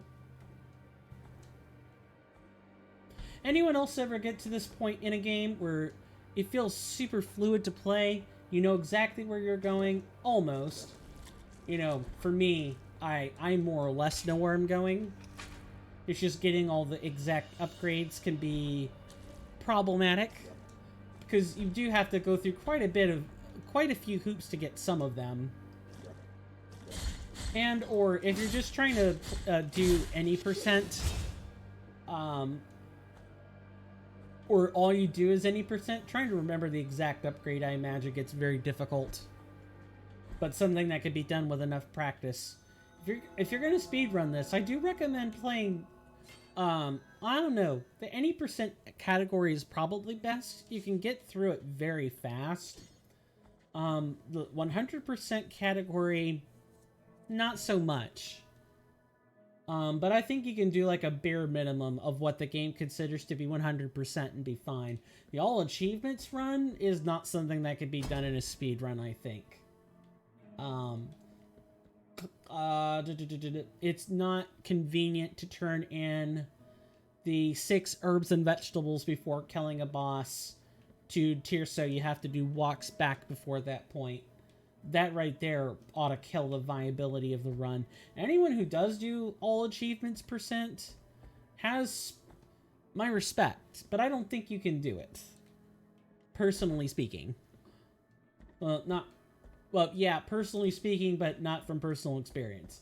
Just trying to think about the sequence of things that you would have to do in that speed run. Let's see.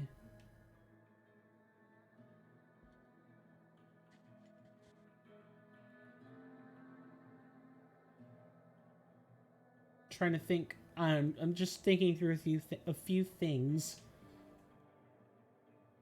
We have the Actually, we're gonna hold off on those. And the reason I'm thinking of is these rosary knots. I want to wait for and get a better setup going for those. But you know, like I said before, if you want to, you certainly do not. You certainly do not have to let a lack of a setup stop you. I'm trying to think about... I'm actually going to go this other way first. I know, we're changing pathways so many times it's not funny.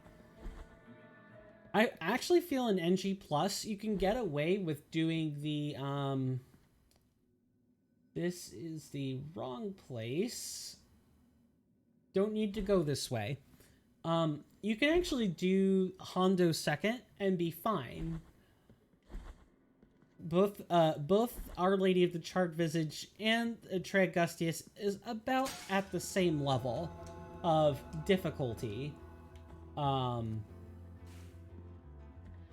at about the same level of difficulty with one another. They're relatively equivalent bosses. They have 2 very different learning curves, but you can fight them. It's not hard. Whereas I feel you're definitely supposed to fight Tenpai Dad before either of the 2. Yes, we know all about filling the verses. We don't care right now. Right, I'd forgotten.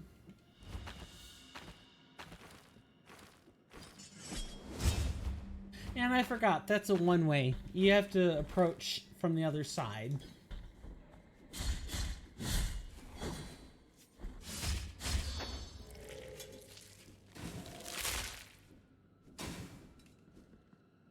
We'll get our tears eventually. Oh, and before I forget, let's put back the 3 gnarled tongues.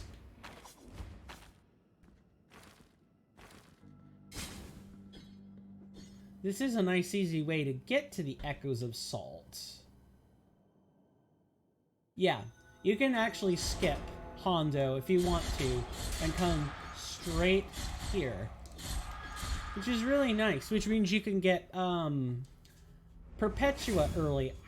Can you skip the fight with, So, like, before you enter Hondo, right, you have the fight with Perpetua. I am not sure what happens if you try to enter that grave before you've even fought Perpetua. I'm actually really curious to see what would happen in such a scenario.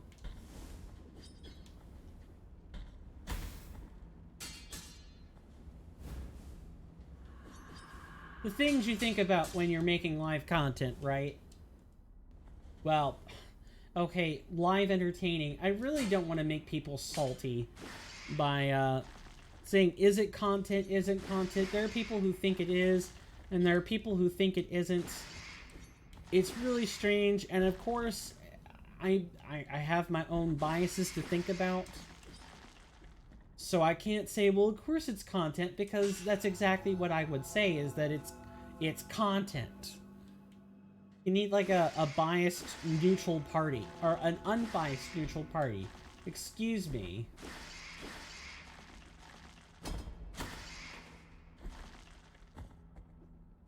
I don't know. What do you guys think?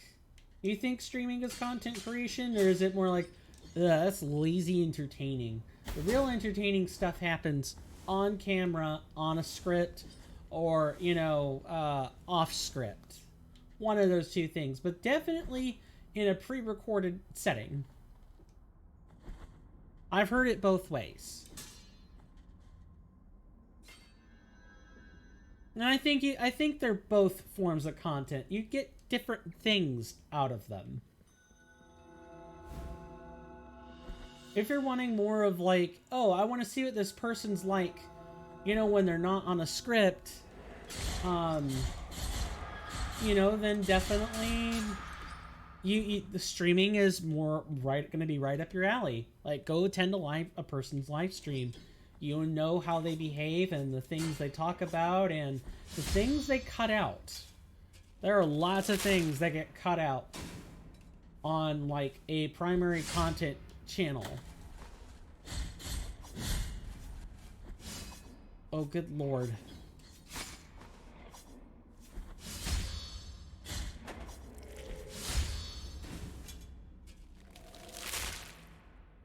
Whereas if you're wanting like high art, or what I would class as more of a high art, yeah, the pre-recorded stuff is going to be your thing.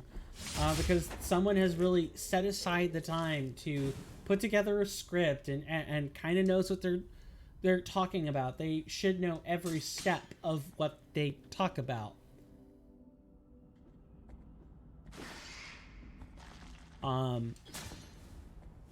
And you're not going to worry about random off-topic tangents like you would if someone were live, right?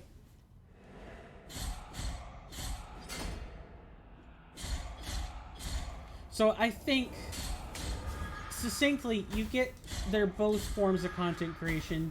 You get two different things. That you're getting two entirely different experiences. It's not fair to equate one to the other and say one is superior to the other, or one is somehow lesser than the other. You have to do both in this environment anyway. We're gonna go ahead and... We never unequipped this prayer. I need to start doing that. That way I can actually showcase the prayers I don't get to showcase often to you guys.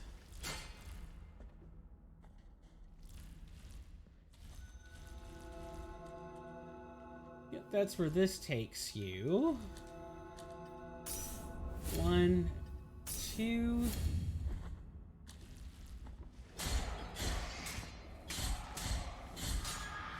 And while we're making our way to Perpetua, which ending do you guys like best? I think I like C more than the others. One, it's like oh, well now instead of just hearing about these high wills, you get to see them. You get to see the high wills. And you get to put an end to the orchestration of things behind the scenes. Like the miracle exists because the high wills exist. So if you want to get rid of the miracle, you get rid of the high wills.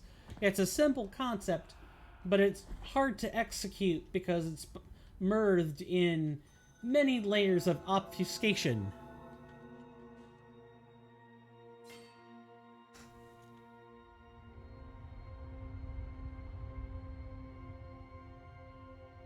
Penitent one, you stand before the tomb below which my name, Perpetua, rests. And with it, a body vanquished a long time ago. Although we were already introduced through the wounds of our confrontation, the audacity of your faith now gives us the chance to meet once again. I find that funny.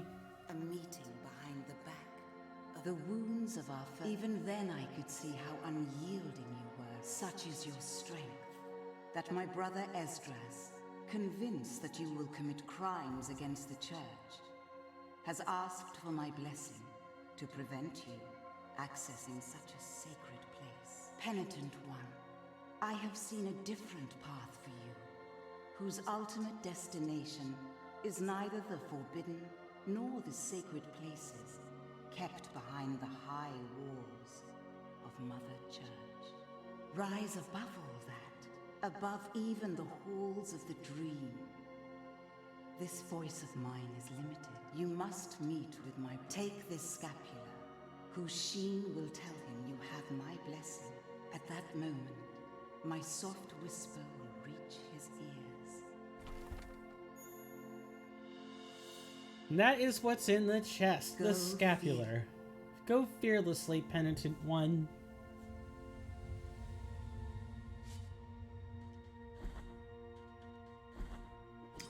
Alright, so fighting Esdras is not an option anymore, and that's fine. Don't really need it, if I'm being honest.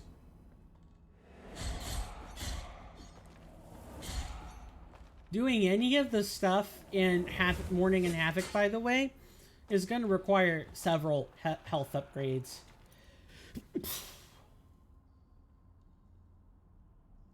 Oh, rough.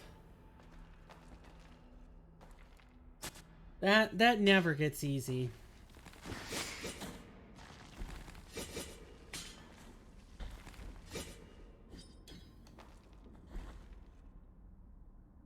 Alright, good. We can, in fact, rest here.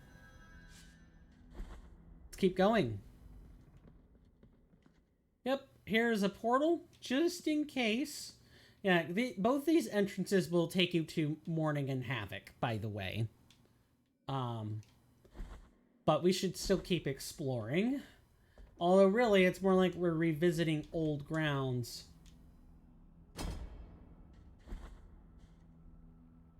Yeah, this is just the bottom section of what we were doing before.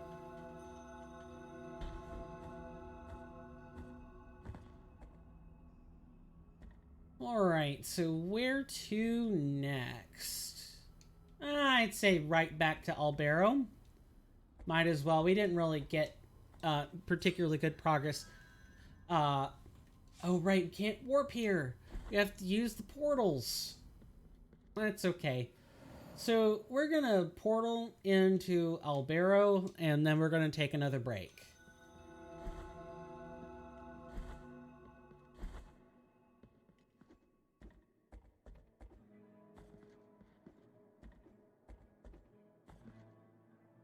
All right, so we're gonna take a break.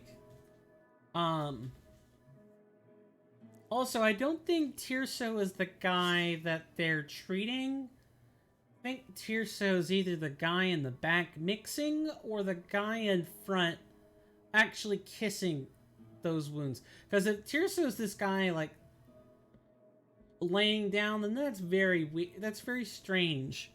Again, use the wiki if you want to know more. Speaking of like showing off commands and stuff, hopefully this works. Yeah, look at the wiki for most of the stuff that you need. You'll get exactly what you want out of it. Except for, some stuff in Ending C isn't written very well. Now, that could have changed. That definitely could have changed. But, speaking of changing things, I just lost my sentence. But the wiki is a very useful thing. Another piece of information that is it the map? Yes. There is a mapgenie.io map. Check that out as well. It's a great place if you need to find specific things. Such as the health and fervor upgrades that continuously seem to get seem to go missing by yours truly. We never seem to find them in the playthrough. It's probably because they're behind a hidden wall I forgot to check, mostly. Although the game almost flat out gives you a couple of health upgrades. Needless to say, we're going to take a break. It's already 10 minutes in, so I'm going to kind of take like a 3-minute one, get up and stretch, and I'll be right back. I'll play a 30-second ad. I will see you guys at the end of the intermission.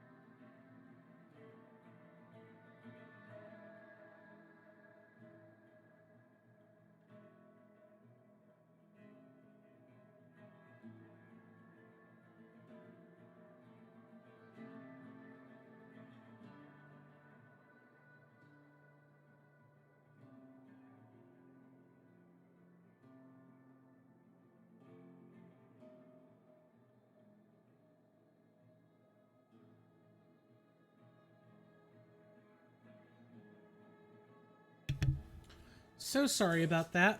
I am back. I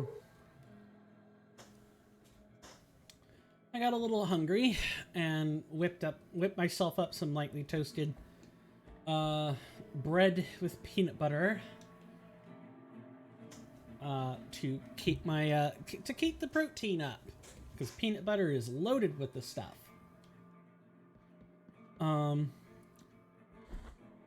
I forget why we were up here. Oh, right, because we wanted to be heading back to Mountains of the Endless Dusk so that we can unlock our rosary knot slots, and then we can go knock out those confessor statues. See, I knew I had a reason for doing things. I just forgot what it was temporarily. Anyone else ever do that? You're like, it was right there. The memory was just there, and you end up forgetting.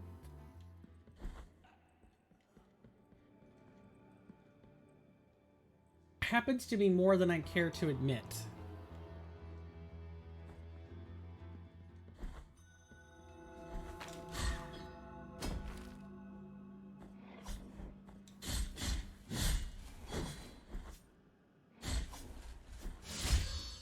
I'm not sure what is my phone digging about now?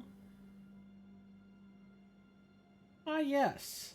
Things I can't comment on right now. I keep my ear to the ground on all kinds of news. I find it important to keep an ear out for both sides of the political spectrum. I don't support both sides of the political spectrum. I support neither of them. But it's useful to keep one's ear to the ground in case major developments turn out. There are things that one major media news outlet or the other won't cover. And you can't always rely on individual accounts for things. They get suppressed by algorithms. So sometimes you need to keep your ear out for all kinds of news. Now, I do it the smart way. I don't have subscriptions to Fox or CNN. No. I use I'm sorry. I use Smart News so that I can see all the articles from all different kinds of websites. Make sure you vet them, folks. Just because it's on Smart News, like, even though it is on Smart News, does not mean it's reputable. It's like a mass news hosting site. That's probably how I should describe it. It's a mass news hosting site where everything, it doesn't matter what it is posted. If it's syndicated or it's flagged as like news traffic, you'll find it on Smart News. So you still have to be a smart media consumer and figure out, okay, is this the truth or is it a lie? Alright, let's switch prayers. These are good ones to use the Seda on.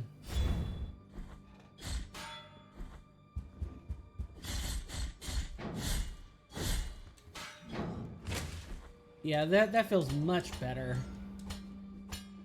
You know it'll be even better if we figure out, if we get to those rosary knot, like the maiden for the rosary knots.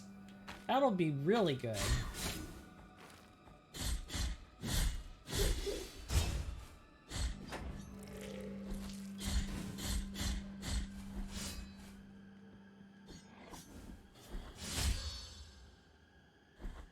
Wow, that dodge has a longer cooldown than you think it does. When you're not using, like, the limestone toes, it really shows. And then you're happy when you do get them.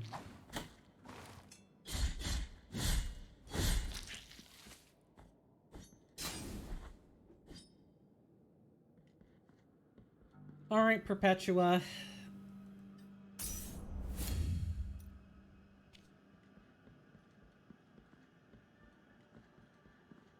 I have no available offerings. You're correct. Oh no! We talked to Perpetua so we don't have to fight her! Hooray! But she doesn't acknowledge it. Oh, Penitent traverse strange roads, and my name is Redento. Prithee, we are before now, I feel. Yes, yes. You and your aching feet.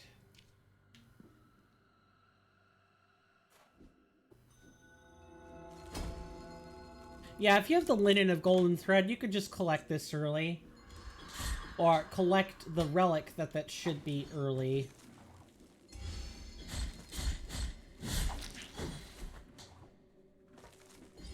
But too bad if you do that, you're falling into the completely wrong side. And you really won't be able... You really won't be able to traverse Hondo quite as easily. Thank you for that scapula, gentlemen. I'll be relieving you of that now.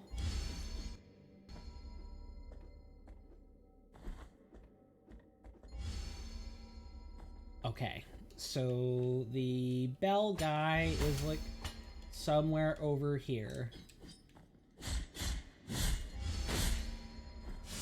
I'm trying to think. If you guys want to watch, like other playthroughs of Blasphemous that are like recent or kind of recent-ish, what's his name? The Green X Scorpion? Something like that. You'll find him on YouTube. You can search Blasphemous playthroughs and he should show up. If you want someone who really has good personal experience with the historical allegories the game has to offer, as well as being a man of faith himself, I recommend checking it out, his playthrough out. He does, from the few episodes I've watched, he does a good job of talking about where he sits regarding what's depicted in the game, as well as being able to tell you, with his background in Spanish, like exactly what those references mean. Like, give a deeper meaning to them. That sort of thing. In a way, I can't. Because I lack that experience, right? I lack the background to be able to tell you. I can do the research all I want, but it's different when you have someone be able to just implicitly tell you, oh geez, just implicitly tell you what the reference material is. Like, yes, I know this.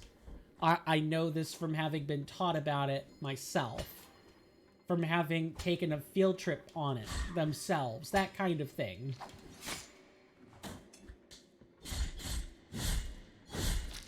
And I think he's also like a prolific top 10 or top 5 YouTuber. So if you want to see like top 10s or top 5s, that's like a good one on YouTube to go check.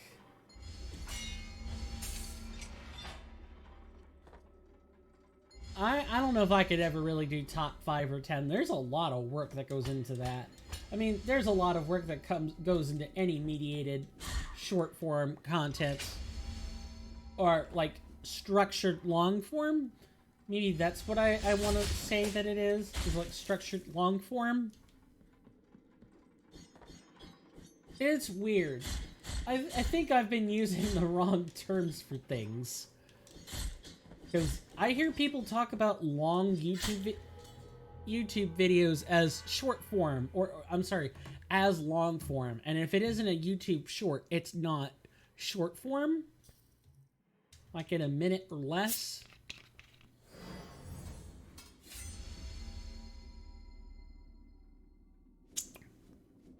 Not sponsored by Pepsi, by the way. Just in case anyone saw the label. Thought I would get that out there. Not sponsored.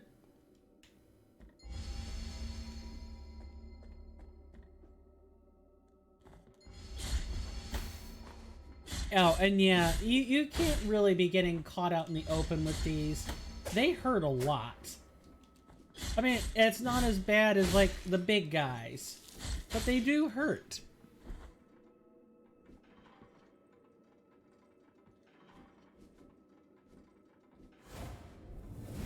Oh, thank goodness. Yeah, I should say that's not really a... I don't think the... Did the guilt symbol... I'm sorry, did the Tears of Atonement symbol get covered up by thorns before on successive deaths? I don't think... Oh, actually, I do think they did, and I just never noticed.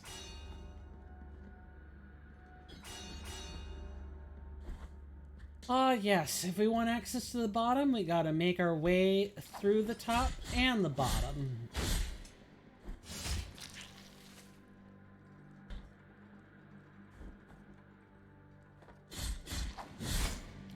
Wow, I didn't think you were capable of slinging it at close range, but you are. Is my phone making all that noise? No, it's not. There's something else making noise, and I don't know what it is. Hopefully that's not coming across on the mic, but if it is, I'm sorry. Maybe that's the television in the living room? Probably.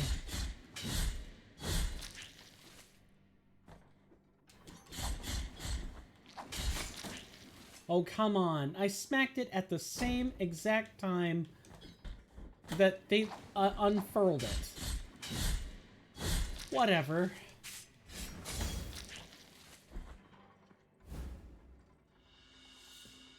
I'll just take this vertebra you guys were guarding. It's weird that you guys are guarding over bones, but whatever floats your boat.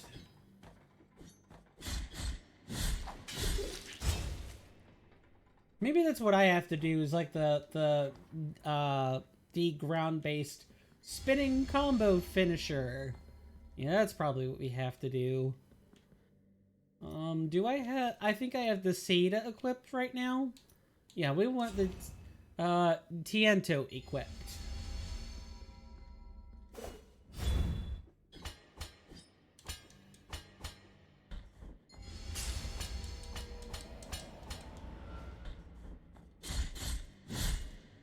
And really, once you go through these areas like 3 to 4 times, you've kind of seen most of it. I'm not saying there aren't things to talk about, but when you know where all of, or most of the puzzles are, and you have already demonstrated them on camera 1 or 2 times, it can be tough to find things to talk about. I'm sure people like Chugga Conroy or some of these other more prolific LPers do find things, they find ways to keep going.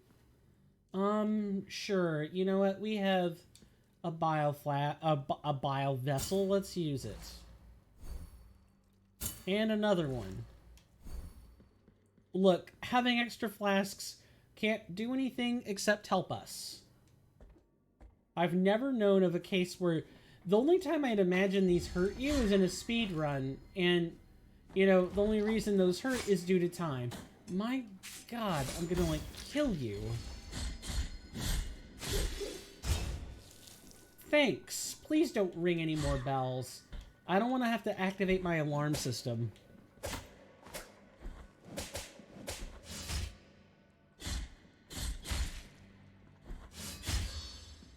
Let's get some of that fervor back. Like a stalk on a jungle tree, or in a jungle forest. In a jungle, not a forest. Good Lord. Okay, we want to time this so that we're able to get access.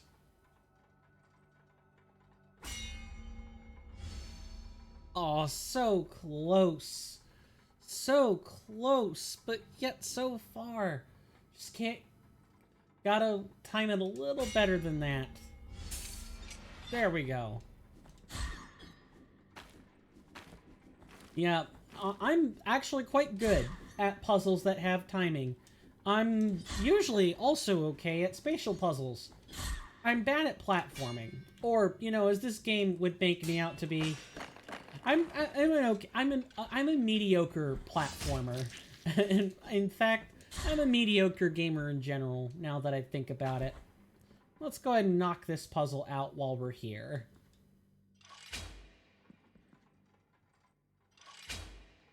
Okay, that is the wrong one. Actually, we need to pull these separately.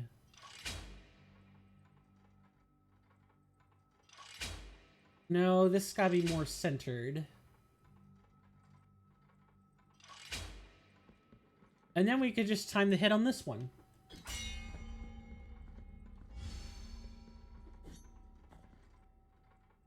This game makes me out to be a fool. Yeah, you gotta do it almost on the way... Yeah, you just gotta do it on the way back up. Really? That's not good enough? Alright. Be that way, game. Is that any better?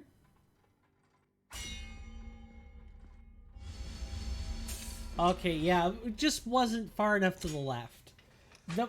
These are the kinds of puzzles that feel particularly infuriating to me, because you could be so close, but if you aren't pixel perfect or aren't really precise, you're gonna have a bad time.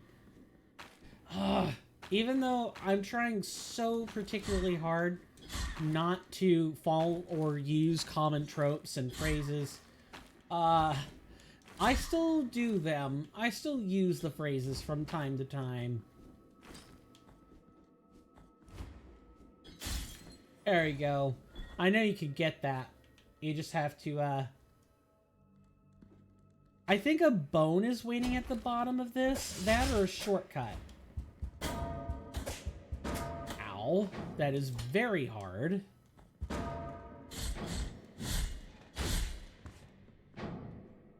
Hey, come on.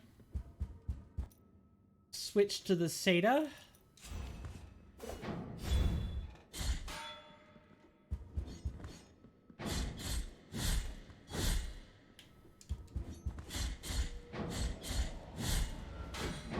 Okay, good. I was wondering why the blocked hits, quote unquote, counted for restoring health, but that would explain it. Because they are technically hits, they just aren't registering in the way you'd expect. That was insidious, game. Alright. Be that way then. And yeah, there's no reason to fall here. We already have everything we could want.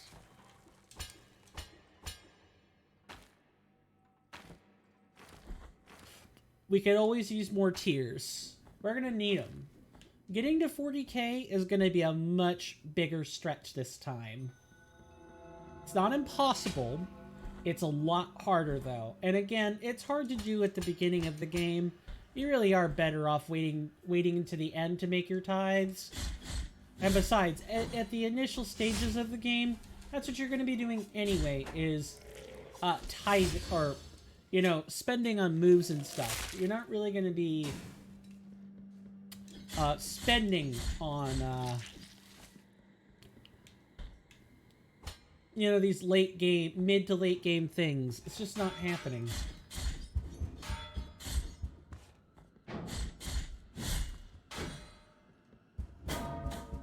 Wow, that hits hard. Oh, thank the Lord. Thank mercy. We were able to get that in time.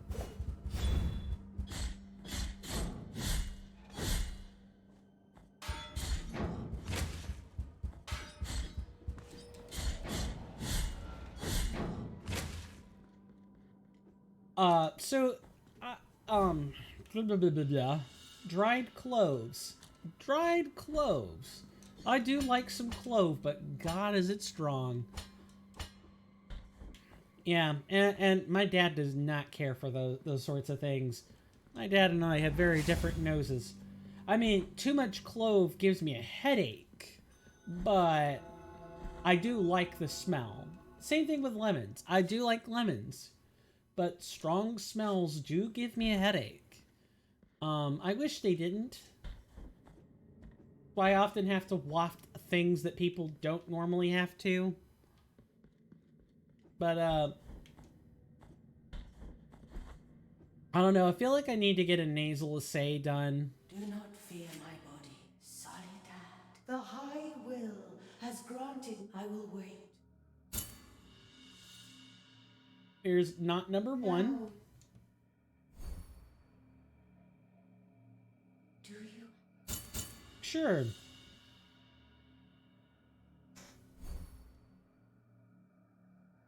Do you have? Yeah, I think this should be the last one, ma'am. Return. May your. All right, and those three will be plenty for us to work with. We are probably now ready to go tackle the two confessor statues we found earlier. So we'll need the weight of true guilt.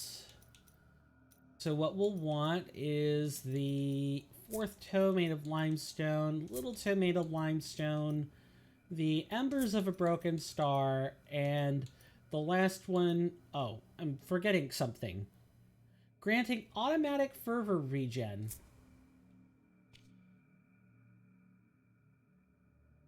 Interesting. Did we read this?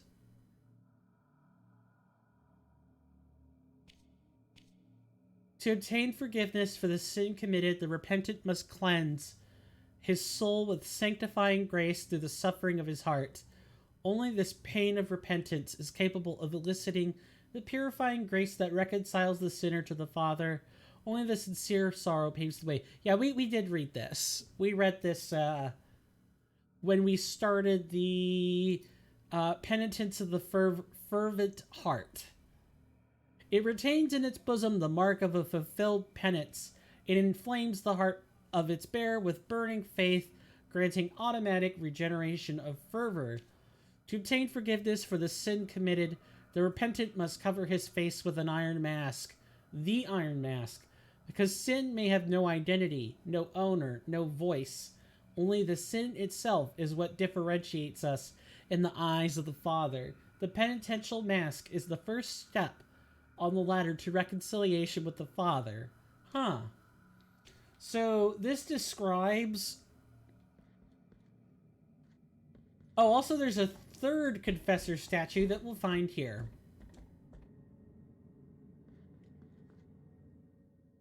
Yeah, that looks right.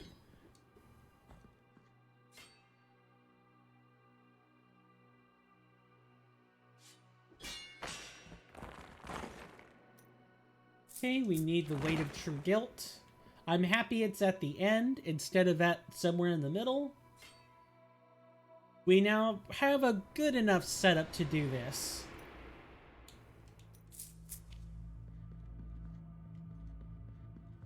And, you know, it's nice to clear out some of these on camera. It's just a break from the action. As like a highly action-filled sequence.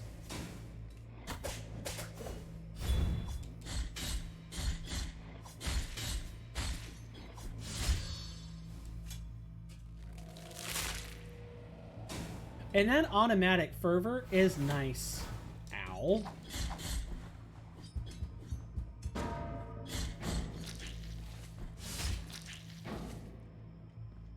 Come on. I do like that the stabbing motion of, like, intoning a prayer causes damage. It's really strange. As in, that's not an action you think should make you be capable of damaging something. But it's a technical sword thrust. It does. Yeah, this is really quite nice. These wheel guys doing what they're doing is a little less nice. Yeah, fervor problems, we could kiss those goodbye. Between the embers of a broken star and what the hell? Alright. Don't let the Archbishop stab you.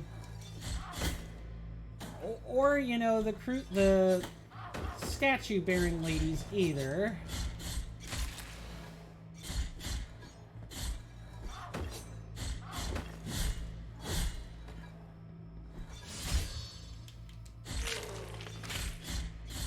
I would have loved to stay there, but the archbishops are considered one of the worst ones to go for an execution on. What the hell? Does this ramp up in Ascensions or something? That'd be how it would have to appear.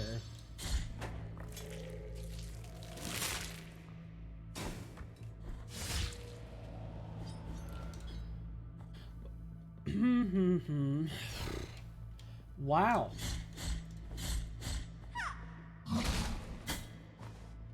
Also, I thought is that a dead animal they're using?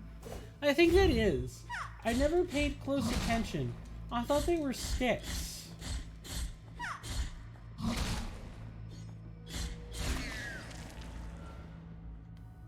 Yeah, I could have swore that they carried sticks or clubs.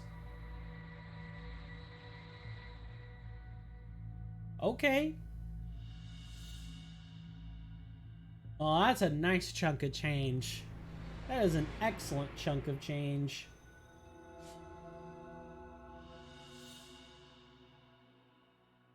And it's nice to be able to get these in one go. We can't go through here yet. Oh, we have to if we want to get on the other side. How about that? So before we do that, we need to actually talk to Redento, or else this is kind of a meaningless journey we're about to undertake.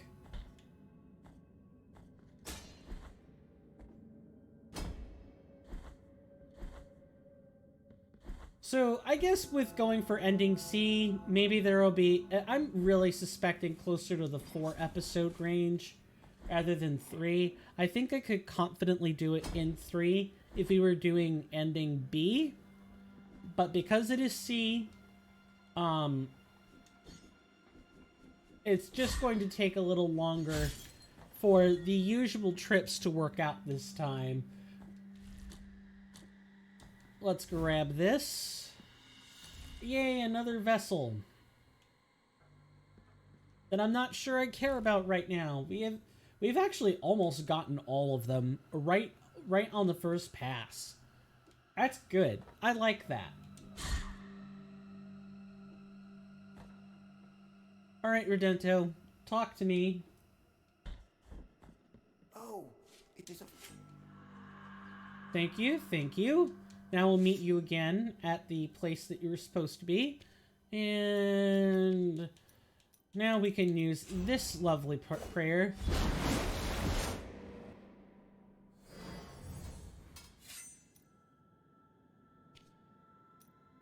And switch back. Beautiful stuff, really. But this game does have a nice flow to it. Once you realize that the way that things are supposed to work. Now, I'm at odds. I'm at odds, guys, because on one hand, I want to show you guys the journey. On the other hand, I already said I wasn't going to bore you with, you know, going through this a third time. Bitter moments and unsurmountable. So I think, I mean, right now I'm kind of too busy to do anything, so you guys get the journey. But don't be surprised if I, like, when I've got the time, that I, you know, do this sort of thing off camera. But for right now, you guys get to see the full journey. Absolutely all of it.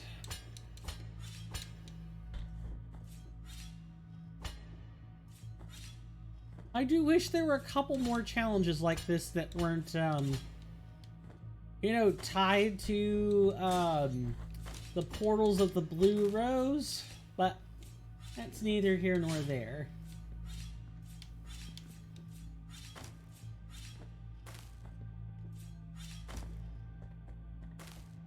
Okay, jump, jump. We're close. I don't think we're there yet, but we're close. Yeah, we need to do this anyway to face Isadora.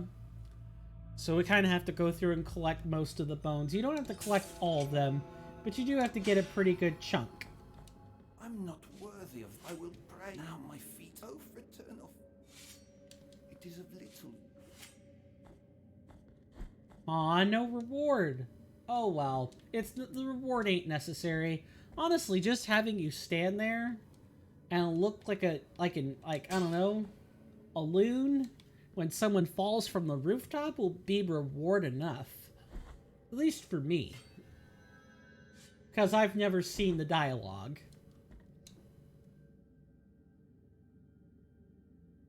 Okay. What now? I would tithe this, but we're gonna need it. We're gonna need it in order to be able to get the flask upgrades. Granted, we don't have any increased fervor yet, but we should definitely still do it anyway. Did we knock this out? Nope, that was the sword. Yeah, that icon disappears. I should make sure I am looking at the map, because the map tells you everything you need to know. If there's something you want to know, well, just look at the map. Barrow it is. And I would like to bury this game eventually. It's a nice game, but I do want to move on. I do want to move on, and people might be like, well, what's stopping you? You know, wanting to complete the journey with you guys. Speaking of which, I want to take the time to thank you guys for hanging out so far. Two faces greet you. Look at my chest. Such a terrible sin. The grace of the miracle is present, even in those who are punished. Bring me the quicksilver. Graceful be the heart. Yeah, I said we were going to complete this journey this together. silver. And if I wanted to peace out, I would have done that a long time ago. When we first beat the game, I would have done it then. Graceful be with this silver. Yeah, I definitely would have done that then.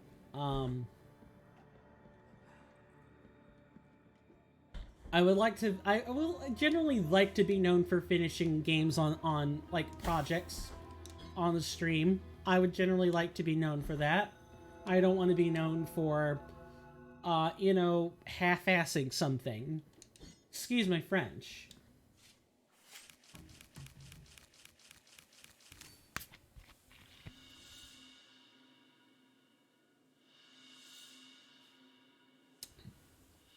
Oh, look, we even have some left over for tithing. Listen to the creaking of the bones in the darkness. The bones are grateful. Bring the rest of them. I'll bring as many of them as I can, dear ossuary guardian.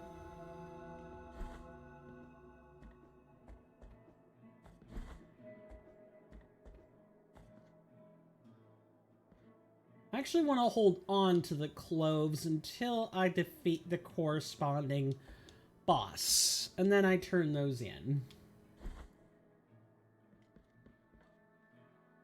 Alright, so now that we're here, we can go ahead and... I'm nearly forgetting that I should go tithe that like I said I would, and I do mean that.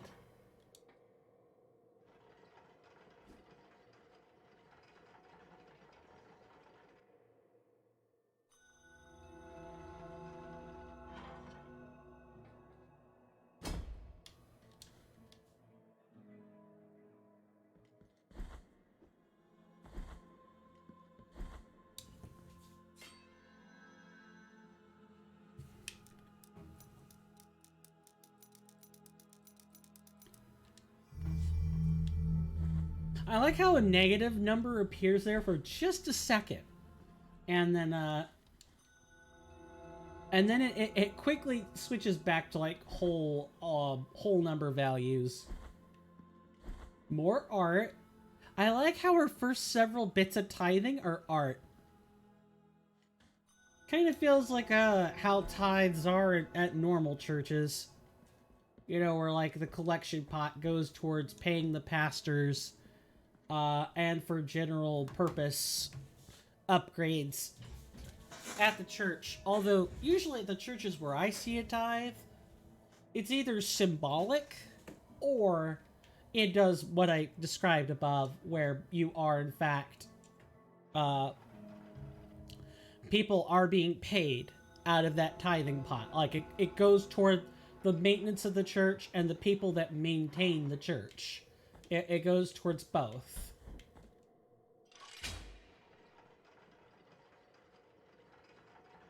Which I think is fine.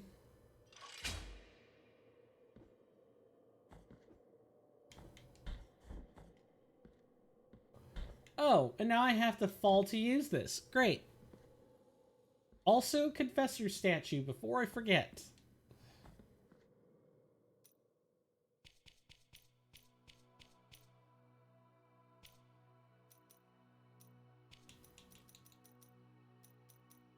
Nope, wrong one.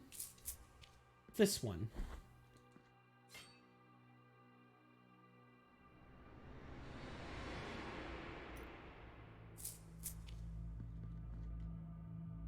It would be nice if the weight of true guilt did do something, but I'm okay if it doesn't. It is nice to have like red herrings sometimes, or like wishbone type items. Just the matter of holding them is good enough, or using them for their stated purpose is good enough.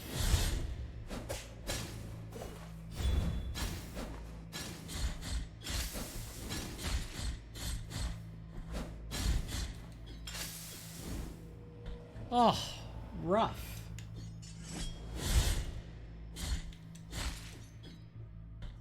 Alright, what do you have for me next game? Us.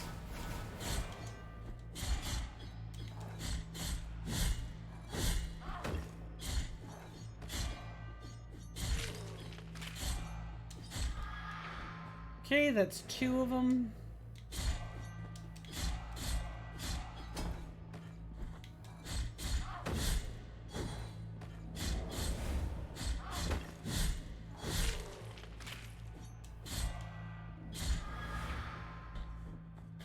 And the confessor statues I've done even less, but thankfully once you've done them once, you can just it's not so bad to do them over again. You're not having to think, oh well, where is this in relation to that again? You just find the specific. Honestly, the hardest part of doing these, in my opinion, is is getting to the statue.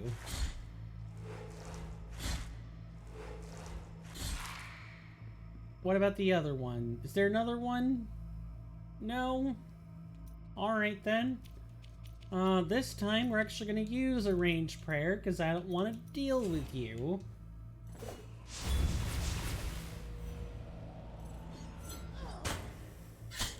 That is why I didn't want to do that, although that's not their fault. I mean, it is their fault for slinging a giant pot of writhing arms, but it's mine for not playing properly. Also, I like how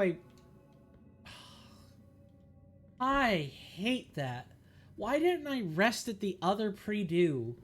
That's so stupid of me. Now I'm salty. Just a little bit. Salt lick. So good.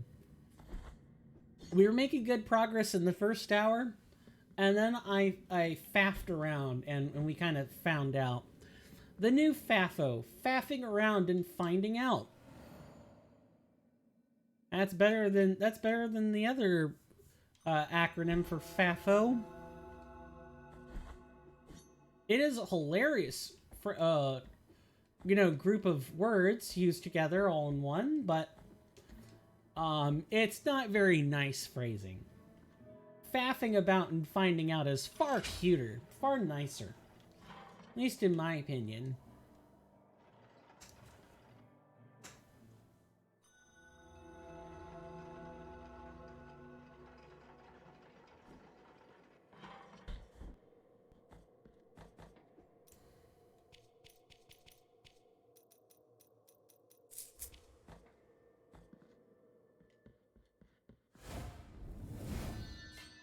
Okay, that was good. I was beginning to worry that I was going to die on the way there.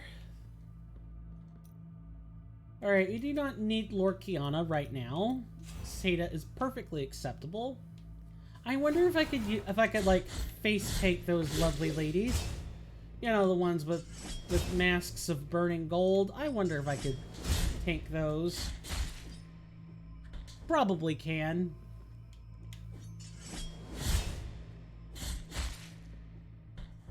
Alright, number 2. I think there are 5 waves in here. 5 per confessor I want to call them confessor dungeons. They're maybe they are confessor dungeons. I know. I went over the names of these when we were doing ending A and C, but I have forgotten. A fact I will get to reconcile with in edited long form.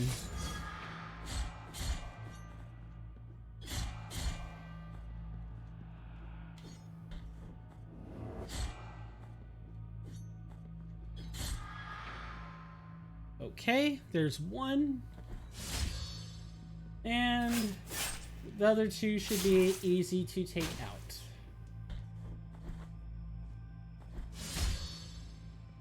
Yeah, not hard.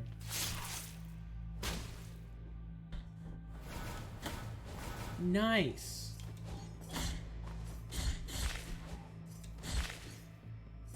Okay.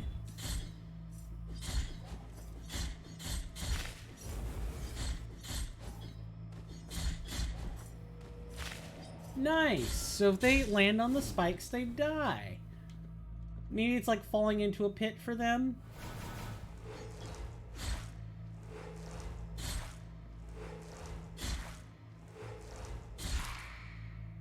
Okay. Let's do this. These ladies are probably one of the more intimidating ones. Oh my god. There's just no... You have to use your ranged attacks. It's not safe to engage them. Well, I shouldn't say that. It is safe. They're still, most of the time. The problem is my bad gameplay, and it's not anything else. It's me being bad. And I should feel bad for being bad. But,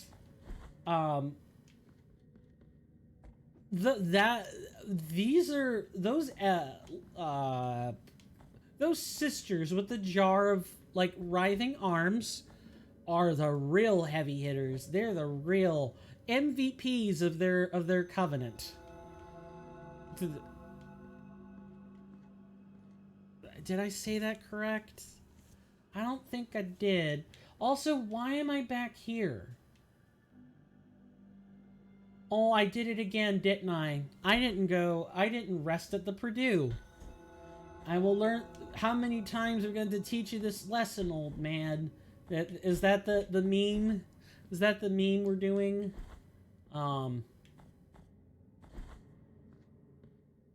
Yeah, I feel bad for bad gameplay. And as it stands, we're going to have to take another break with the taste of bad gameplay in my mouth.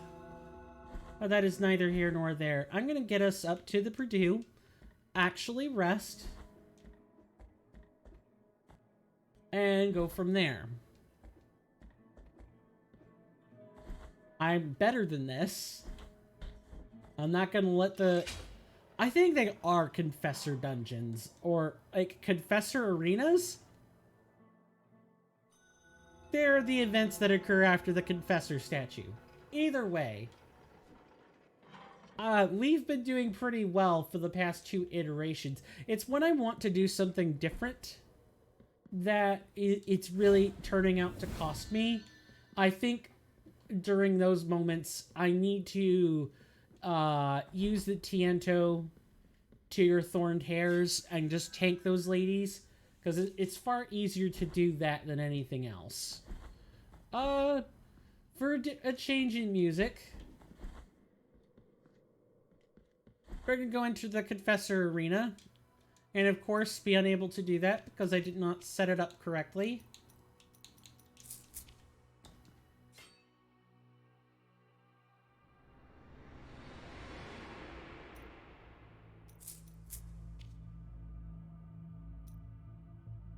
All right. And with that, we're going to take a break about the same length as the first one, around 5 to 8 minutes. When we come back, we have some fighting to do. We're going to play a 90-second ad, so definitely feel free to stretch for at least that long. You're not going to miss anything with those ads, promise. And with that, I will be right back.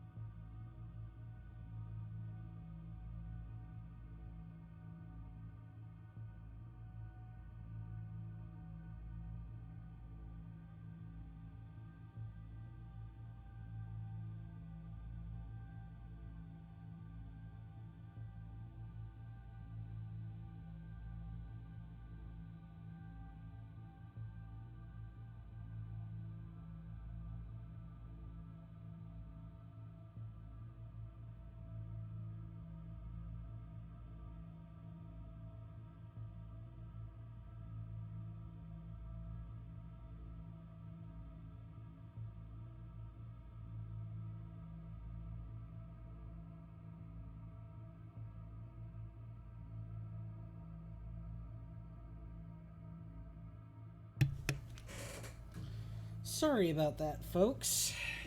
That took a little longer than I liked. Let's proceed, shall we? Let's try to make some progress. Everyone enjoy their extended break? I sure hope so. Oh, did I made a boo-boo again, didn't I? No, did I? I feel like I rested at the Purdue this time. Let's just try to make sure we won't need it.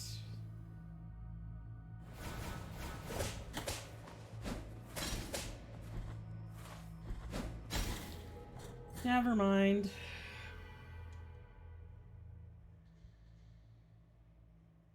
Never mind.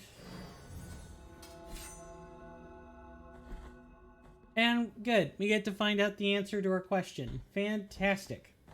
Well, my question anyway. I don't think anyone else was asking that. At least I hope not. And of course nothing happened. I have to equip it again.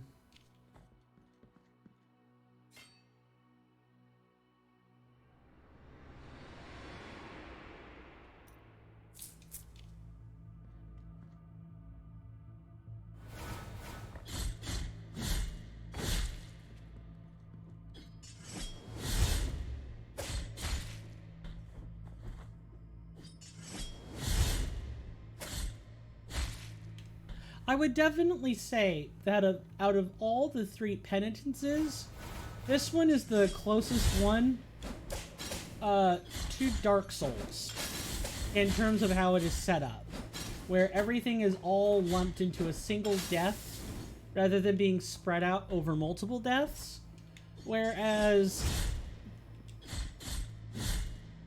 the penitence of the Bleeding Heart was definitely Hollow Knight.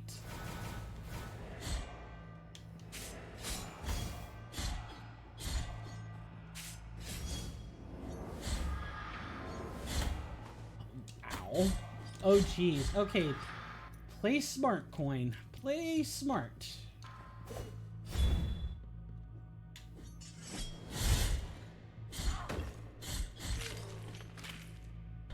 Okay, and then we... No, we don't need to switch prayers.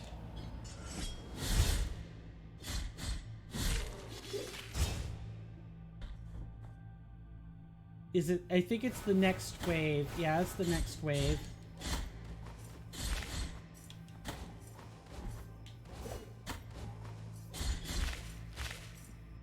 Okay.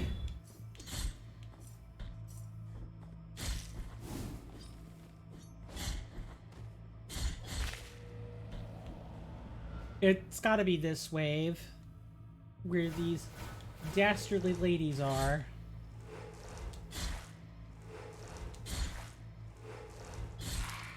Alright. Tiento. It is your time.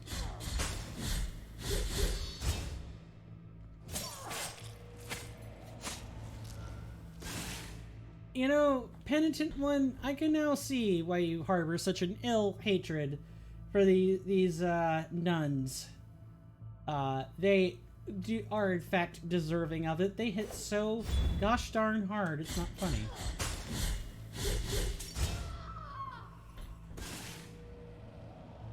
I'm hoping the last... No, this is the last wave. Of course it was. And gaining a grand total of 2,600 tears.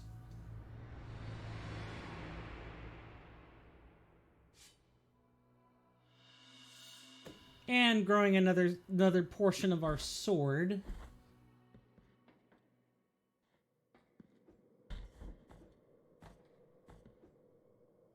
Alright. I think we fall down, tithe this remaining amount over, and go from there. You want to save... want to say 18,000 tears for... we want to save up those tears for the key and a flask. Please tell me I have this equipped. I do.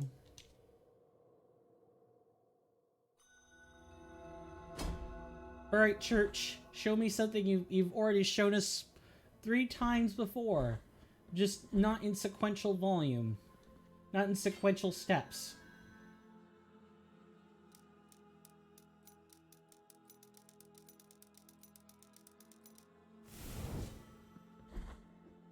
No, you would have heard a chime if that were the case. Got a little more to give before they pave the steps in. They paint the bricks in gold lame. Alright, now let's go kill, or excuse me, defeat the Lady of the Charred Visage.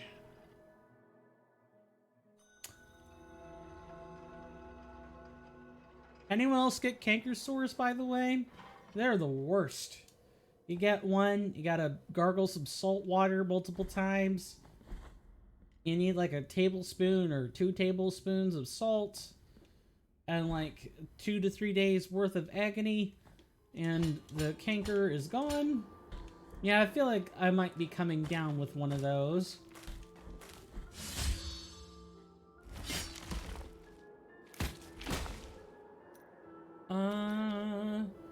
Prayer. We don't need the Tiento right now. And then we're good with this. I definitely should have guarded there.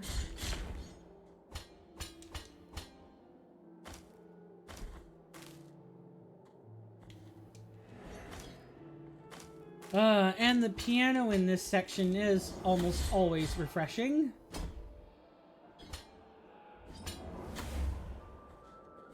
I am getting rather annoyed with you, Sir Belwraith.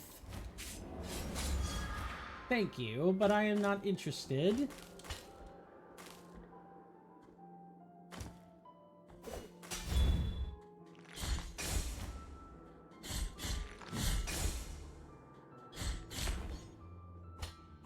Wait, are my sword attacks getting stronger when I use this prayer, or what? Don't know.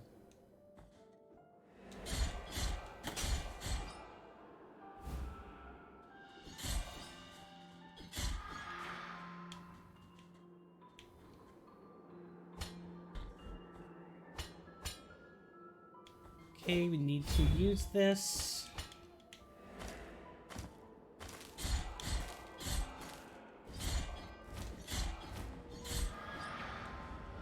Okay, we can keep our health in the green if we just follow a few simple rules. No needless hits. And no hasty moves. Speaking of hasty moves, one thing I am kind of looking forward to is Vodka Verse. I'm looking forward to the Soul Calibur 6 mod that adds Pyrrha Omega, like an astral ninjutsu user that contains all the various punches and kicks, and like all the violent edges and stuff. It's great. For those who don't know, Soul Calibur 6 is a fighting game. If you've seen Ivy Valentine and her snake sword, or Nightmare and the two-handed Zweihander that he has, that he uses in one hand, yeah, that's kind of the game I'm talking about. It's like Tekken, but with weapons and a lot slower.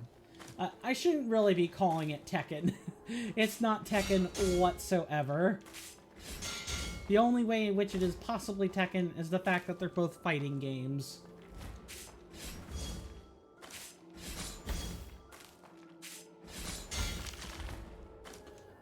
Yeah, they're both fighting games, but they operate so differently that they might as well be two. You can't make comparisons. Soul Calibur is like a mix-up title. They're meant to be like, yeah, there are combos, but not in the same way as in Tekken, where there are like 10 or 15 hit strings. In Soul Calibur, the mix-up game and follow-up game are king. If you can't if you're playing a character that struggles with mix-ups and follow-ups, or does have a lot of combo game, you are typically trading up in one of those two categories, and it can be very difficult to get ahead, or if your range is too small. Finally, Oil of the Pilgrims. We only get two prayer activations. Good stuff. Just wish I'd gotten the first oil a lot sooner.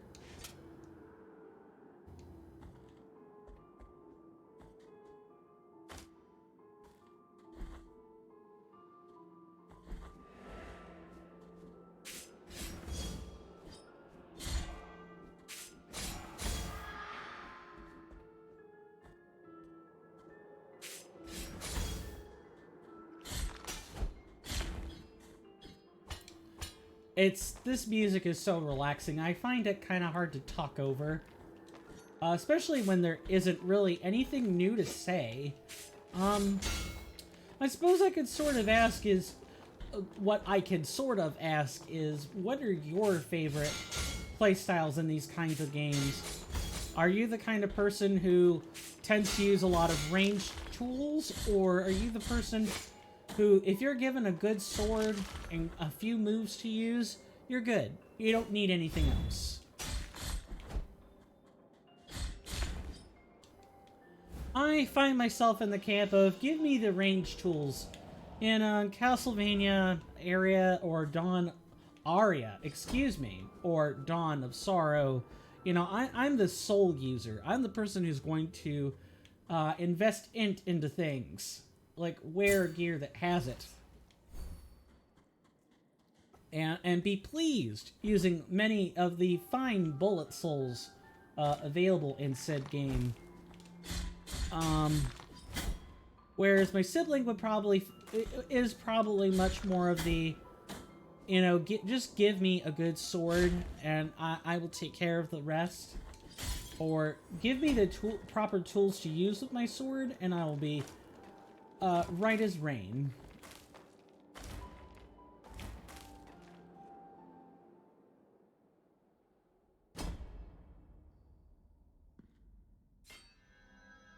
But to say, let's go ahead and rest up if we're here.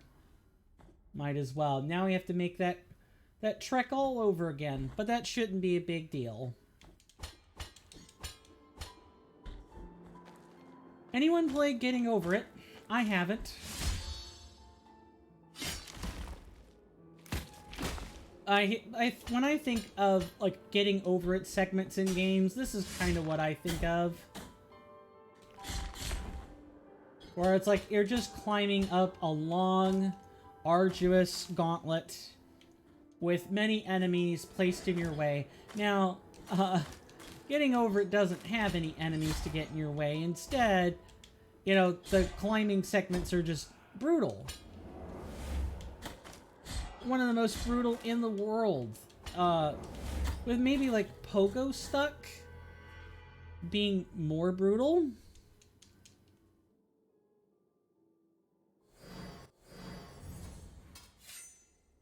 Thankfully, that wasn't too far from where we died.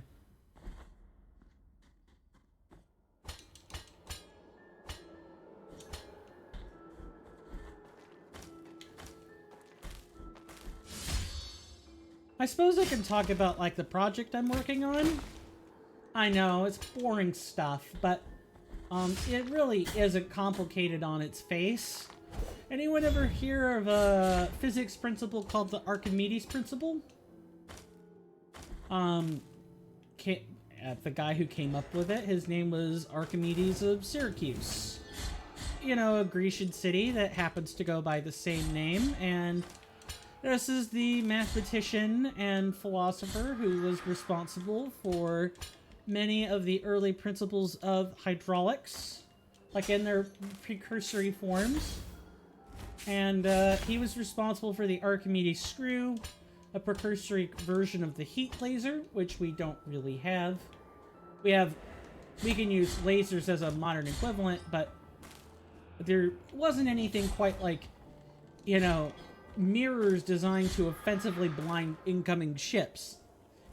laser was actually in the process of being worked on or worked through while the city was undergoing siege. Yeah, he was killed in the I want to say it was the siege of Syracuse. Needless to say, one of the most important things he's known for is Archimedes' principle, which simply states that anything that is tossed into water or some kind of fluid will exert an amount or will displace an amount of volume equal to its weight. The weight that it experiences. That kind of thing. Which is really cool. But Archimedes' principle does take into... It makes a few presumptions. One, that the body of water that you're talking about has the same density all the way through. So, Archimedes' principle works in a container filled with water. It doesn't work for an ocean. If you're wanting to use it on the ocean, the ocean moves. That's another presumption, is that Archimedes' principle assumes that the body of water is still. And if it's not, then it's not going to work.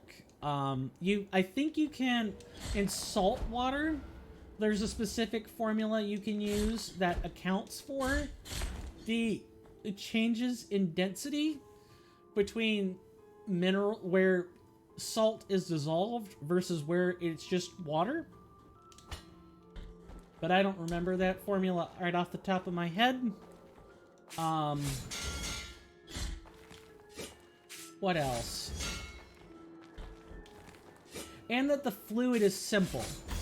So water works, but something like mercury doesn't.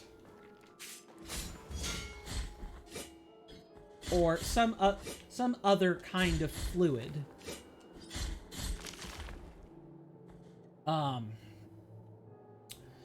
And the buoyant, it's referred to as the buoyant force. Ultimately, the force in Archimedes' principle is called the buoyant force, F subscript B. And the buoyant force is equal to the density of water multiplied by the acceleration due to gravity, multiplied again by the amount of water that is displaced.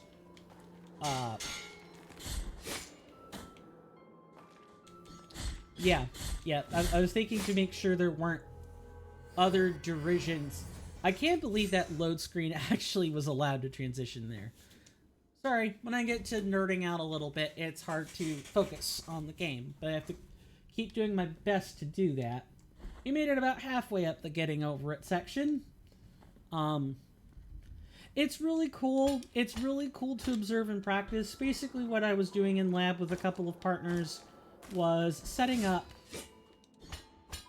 a special machine called, well, it's not special per se, but it is referred to as a load cell.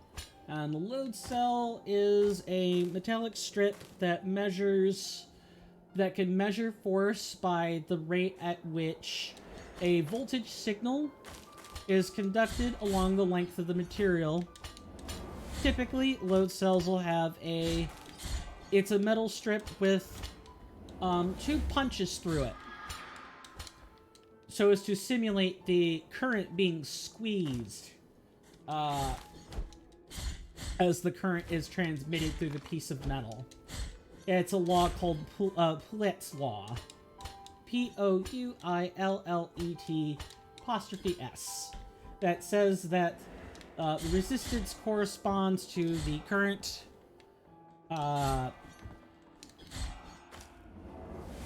well, sorry, I'm trying to think and dodge things at the same time.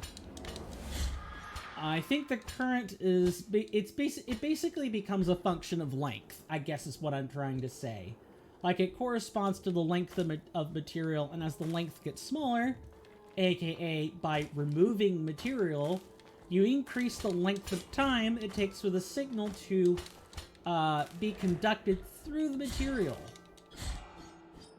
Thus decreasing the amount of current available to be transmitted. And The load cells take advantage of that fact. They take advantage of that fact in order to, like, get a measurement from it, and typically in voltage. And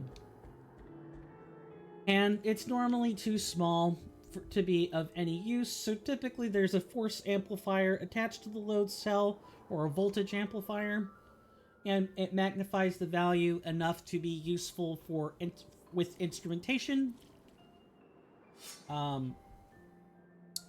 Typically you just attach these to wooden planks, but the load cell we had to use was kind of its own stand. It's meant to be used with a ring system for measuring surface tension. We didn't need that, though. So we basically took one of those.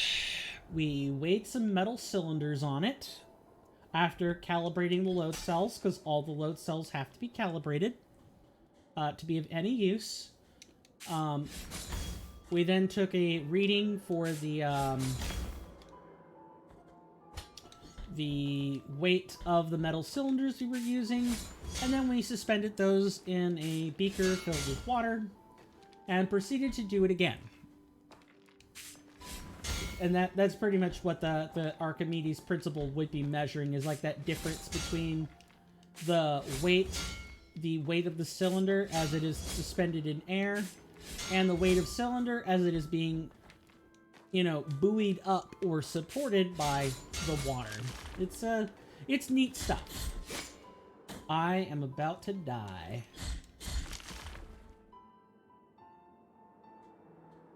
But I don't want to bore people too much with all the details, but suffice it to say, I'm gonna have to stay over real late tomorrow in order to probably redo the experiment, you know, kind of on my own. Surprise! It turns out the people person works good when they're by themselves. And I died again. Awesome. I love dying. Well, I love dying on a one death. At least it's not a hard mode, thank goodness, but I should have just collected the guilt fragment. I should not have wasted any time there. Oh well. Stuff happens. What happens when you want to talk to people? You often trade your focus. I also have to remember I can use my sword to unleash charged projectiles and clear them out that way. I should have done that the first time in the Confessor statue room.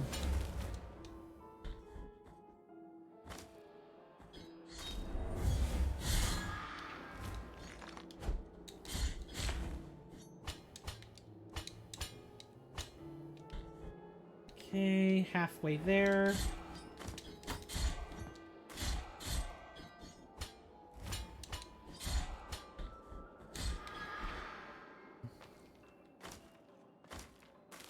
Gonna ignore you. Sometimes you just have to say no to enemy kills.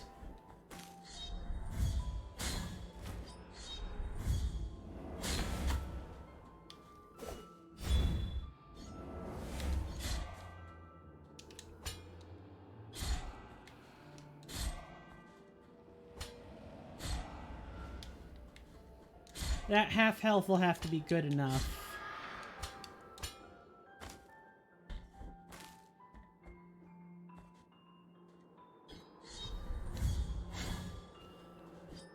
Anyone else ever have experienced this in a game where you perform so well off camera, or you perform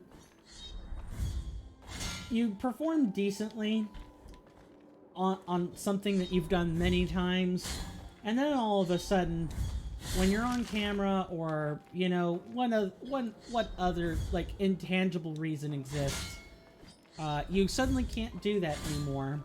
It's really strange. Like I said before, and I've explained it a number of times, I do suffer from performance anxiety.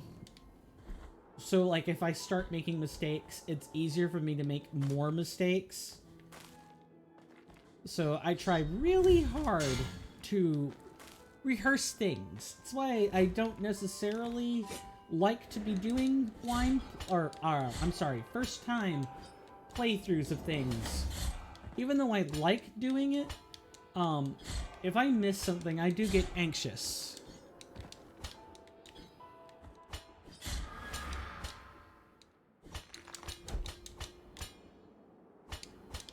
Nice gust of wind. I was getting a little bit worried I wouldn't be able to, Come on, then. I was getting a little worried I wouldn't make that jump. Ow. We're just gonna take you out at range. Thank you, have a nice day. I hope to not see you ever again. I felt something hop on my leg. I feel like a lot of times streamers also tend to have random commentary where it's like, oh, they notice something hopping on their leg, so they comment on it. Or, you know, or someone comes into the room that they're streaming in, and they're like, oh, I gotta time it with the wind.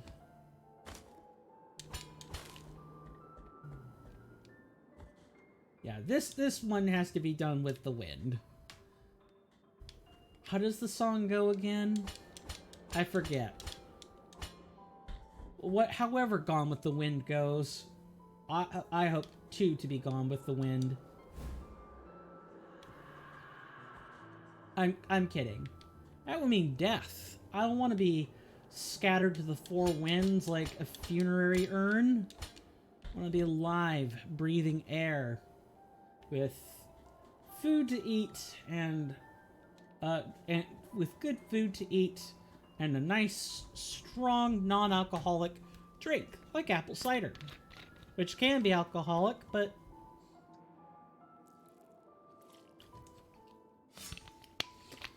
I don't like them alcoholic. I don't like getting drunk. I get sleepy.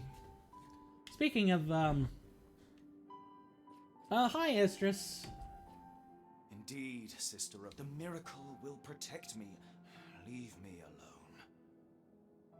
alone. What, are you thumping in an attempt to get her to go away? Poor Esdras. God, that sounded so patronizing.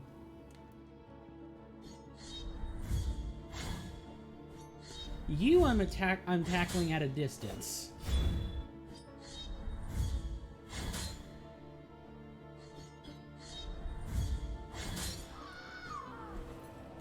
Thank goodness. Or there's not a second one. Sometimes you could forget. You could forget how things are going down.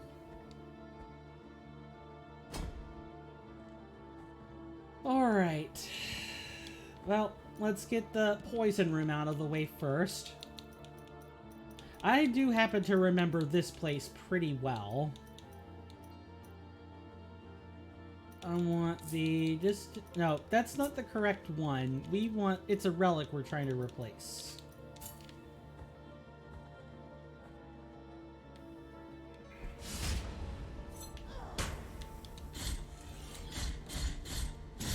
Okay, that is a very complicated dodge pattern, but you can do it.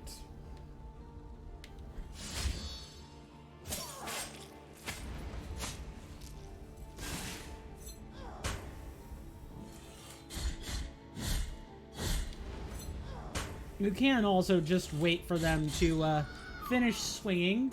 I like that better. It's just in the Confessor statue room. There's no... You either have to, like, spot dodge very well, or, yeah, you can't be... You're gonna have a bad time. You can't block those. You get knocked back if you block those urns. And the only thing waiting for us was a spike pit. So I was trying my best not to block. Ow, that hurts.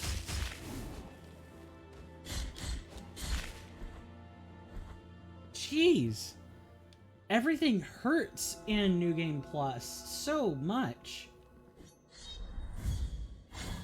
That is the wrong one.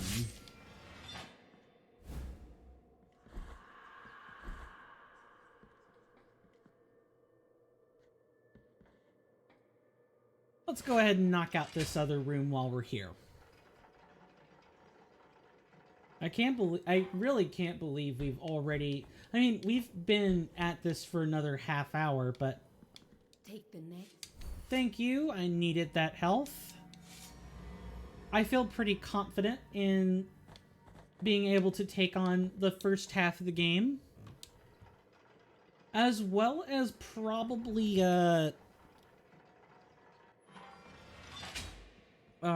which boss would it be? The Scion of Abjuration. I feel pretty good about that one.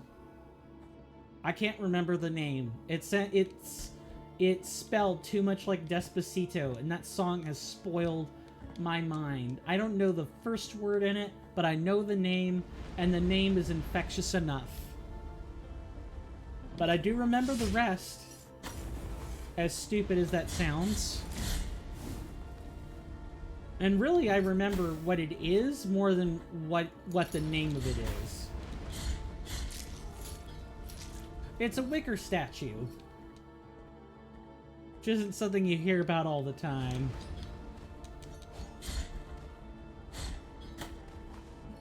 Ow. Alright, time to get a little bit more serious.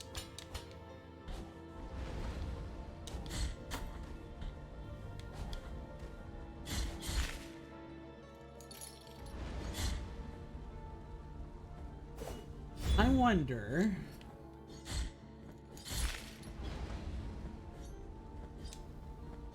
Nah, I can't take advantage of it. I'm gonna have to nuke another prayer on it. Praise the Lord and pass the ammunition, I think is what I would say here. Yeah, I didn't think that would get me very far, but I had to try.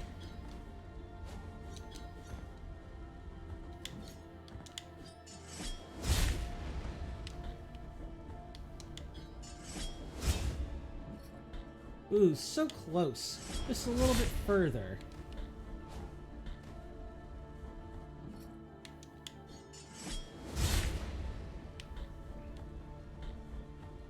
Then we'll skip the sister over there.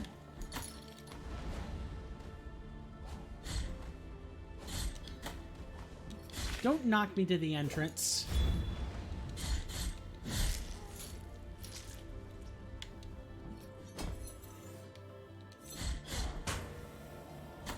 Nope, that was super wrong. That was very wrong. And I can't even believe I did that.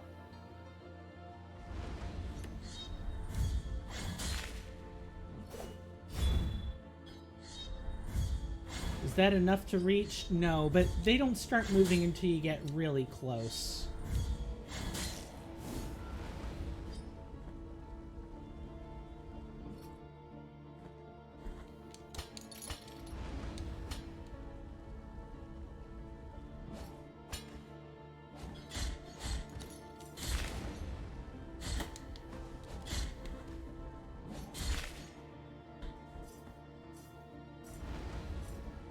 One of the nice things about Blasphemous is that if you know where everything is, you can be extra patient.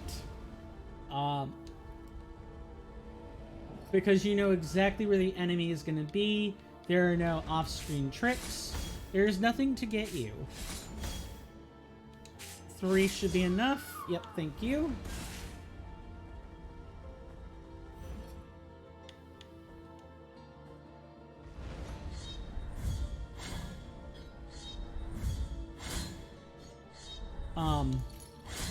And if you know the full bevy of tricks up your sleeve, you really should be just fine. It's if you get lazy.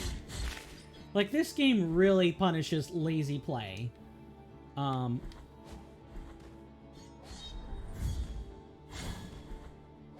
Nice. You love to see the quintessential flea man enter under a one-tile gap and get you.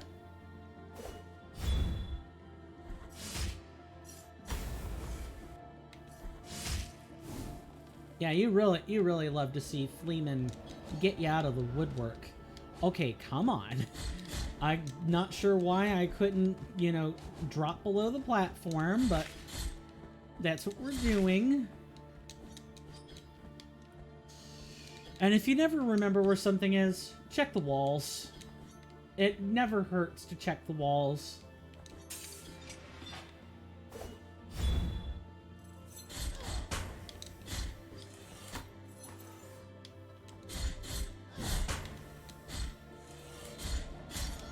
Oh. More tears. Yes, give them to me. Or maybe don't. I don't... The game never actually explains what they are. Like, it's like the accumulated essence of their sin or something? Or like people that are on their way to atonement, which is just as dastardly. I don't know. These are all things we can discuss or come to terms with in the edited long form.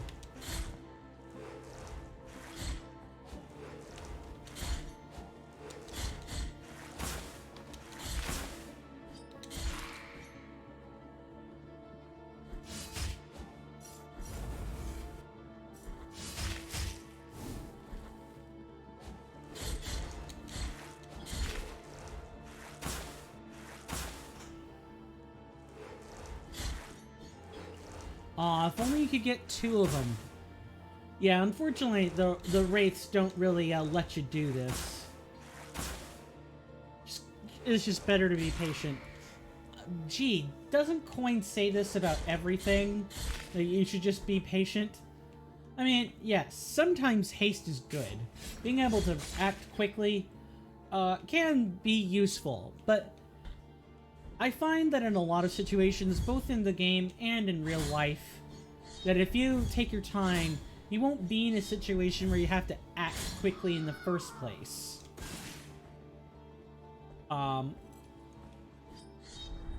However, that justification has also been used to do dark deeds by trying to prevent a prophecy or some other foretold conclusion from coming to pass. And that's not okay. Sometimes the right answer is to wait and then act as fast as you can. It's kind of tough to know which one. That's kind of the difficulty about prophecies, isn't it? The more you attempt to resist the philosophy... not philosophy. Gee, I just forgot the word all of a sudden. The prophecy. That took me more time than I care to admit.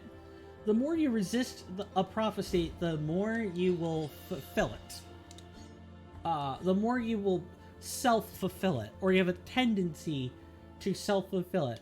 That's pretty much how I see it always depicted in media anyway. Maybe there's some truth to that, or maybe best thing to do when confronted with one of those is to just accept that it will come to pass and don't do anything to hinder it or fall outside of it. It's one of those, the modern version of this would be, oh, we don't want to do anything to interfere with the timeline. Things are supposed to happen this way. You see it a lot in like Marvel films and stuff, where, especially the more existential ones, where you're talking about whole timelines of things going wrong, and by literally being active, by trying to subvert the prophecy, you fulfill it instead. Or, no matter how you try to subvert it, it will always be there, waiting for you to, for the timeline to fulfill itself exactly as it was intended. And if you really want to change it, you almost can't. You kind of have to do something that's you kind of have to form a paradox where it never happens. Or we can talk about temporal theory all day, but I find it best if we don't do that, seeing as how that is more or less uncharted territory.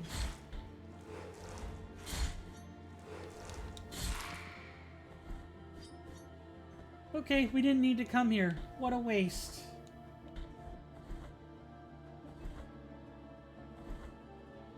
I'd forgotten about that. Let's see. I feel like I can keep going. Gonna try to make it to Our Lady of the Charred Visage and at least, like, get to her. And if we end up needing to stop, then so be it.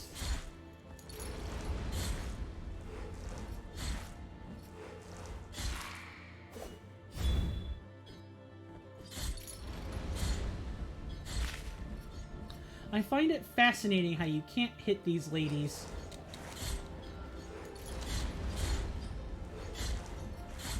Because of simply the way that their, like, hurt boxes for the leg frames are. Fascinating stuff.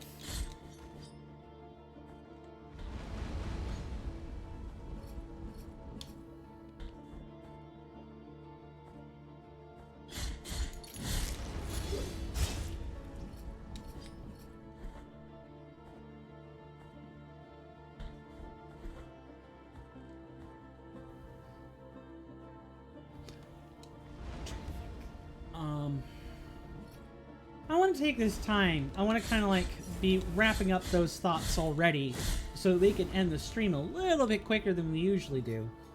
I want to thank you guys for stopping by. I really appreciate it. Means the world, even if you're lurking, especially, not even, but especially if you're lurking. Lurkers make up the backbone of any stream. You can't go 2 steps without bumping into or spotting lurkers in the chat, in like the participation log, and that's fine. If I'm making your day by simply talking anything at all while you do your dishes, your laundry, you're at work, I thank you for that honor as well. And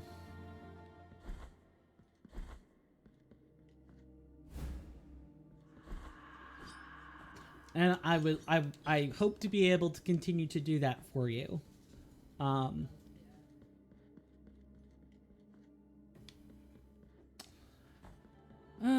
And that scenario is why I don't like open doors. But that is me mouthing things out loud and not directed at anyone in particular. Okay, we still got 6 minutes. Let's try to make the most of it.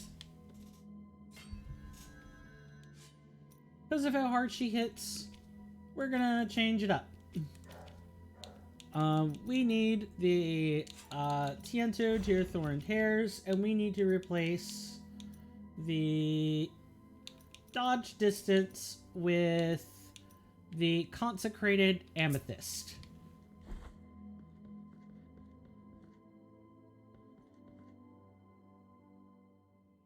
Alright. Let's take care of a lady with a burnt face, shall we? Let's lay her to rest.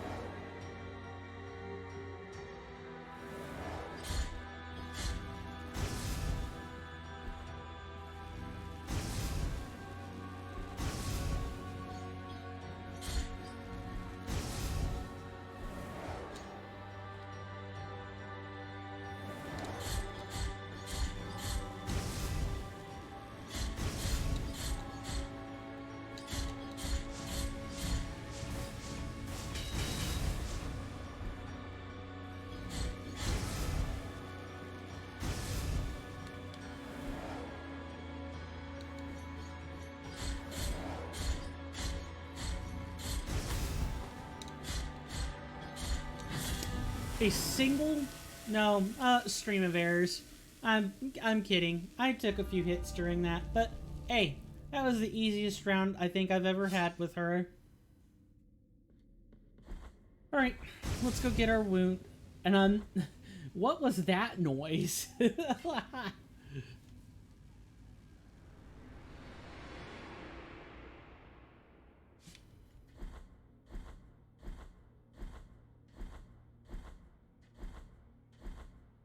In the name of my Yep, thank you. I'm not interested in your chatter today.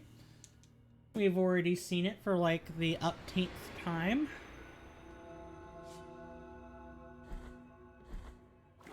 Let's fill our thimble with burning oil. And let's unlock a shortcut. What do you have to say? Kelly, you have. Yes, I know, and we all know this by now, by the way. Prostrating ourselves before the visages is just kind of the thing we're supposed to do.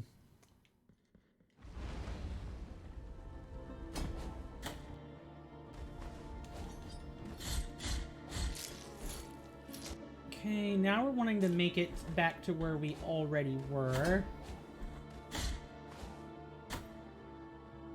Nice, nice. I love that for us.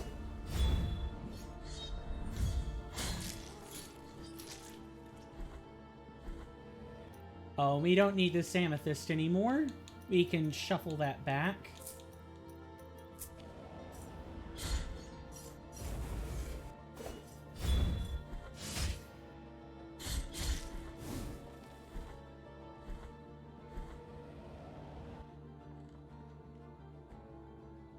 Alright, I think that's where we'll leave it off.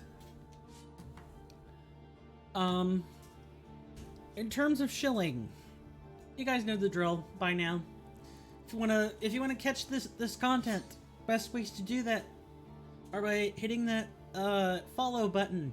You even get 2 emotes just for doing that. You get the top hat and you get the hello. You get the smile. Following it gives you a little bit of a reward and can even be a nice conversation starter. If you want more than that, you're going to have to sub. A Twitch Prime sub gets you anything in tier 1, which as of this point, it is the most loaded tier out of any of the tiers I have. So if you're wanting to financially support the stream in any way, the tier 1 sub would be your best method for doing it. I need to come up with some rewards for the I mean, I have one reward, but I need like a couple of rewards so to make the Patreon and the coffee worth using.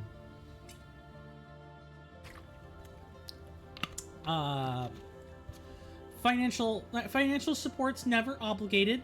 You're free to just take the content for free. I'll never ask you to financially support me without saying, hey, you don't have to do it. But if you want the stuff, if you want the emotes and other stuff, including Discord access, you are going to have to show me something. But that something is very small. That something can be something you're already getting from Amazon, something you're paying Amazon for and you're not even paying me for. Or it can be as simple as probably $1 or $1.50 on Patreon. I need to set that up, but that is the plan. It's like an equivalent amount. Other than that, if you want to get in touch with me outside of the Discord server, which is incentivized, if you want to join it, feel free. Just ask. And as long as you've paid the right contribution, I'm more than happy to give it to you. Other than that, your best bet is to talk to me on either the Elden Ring Reforged Discord, where I'm quiet, but if you call me out, then I'm more than happy to come out and say some things. Or you can check me out on Twitter. I have a Twitter timeline in the About Me section on my Twitch page. If you click on it, it'll take you right to Twitter.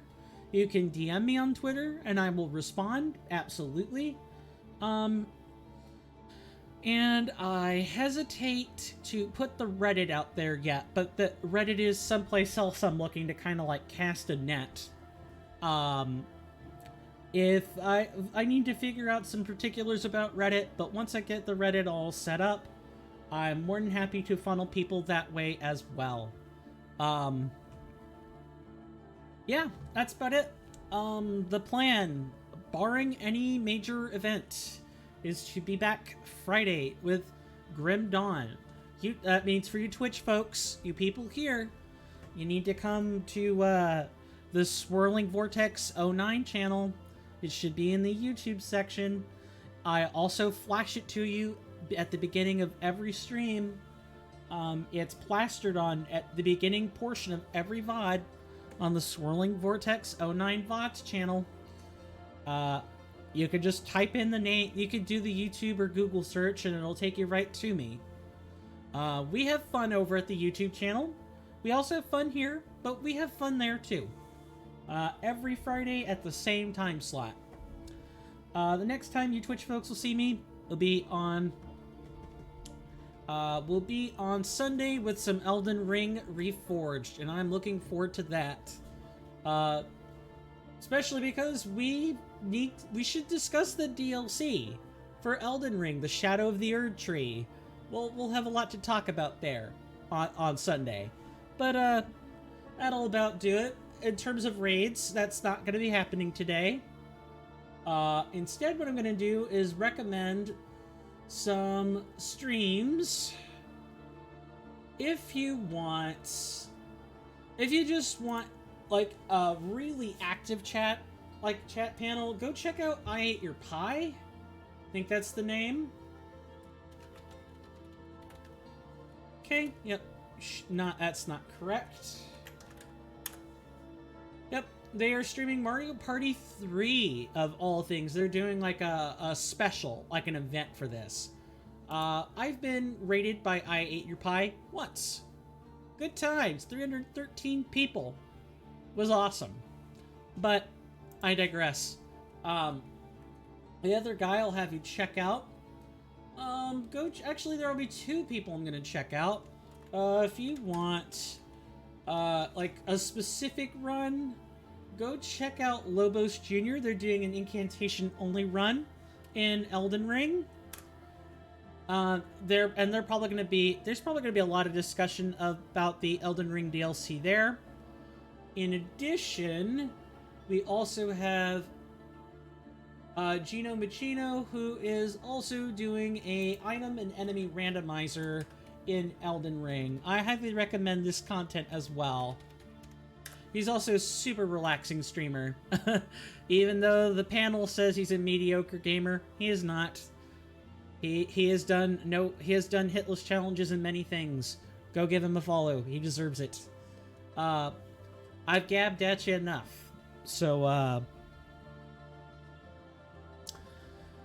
yeah, I will see you guys either on Friday over at YouTube or Sunday over back here on this page. And with that, my name is Coin. We're Swirling Vortex. You guys are welcome in my halls anytime, where we talk about both the lighthearted and serious things in life. And I will see you guys next time. Take care, and bye-bye.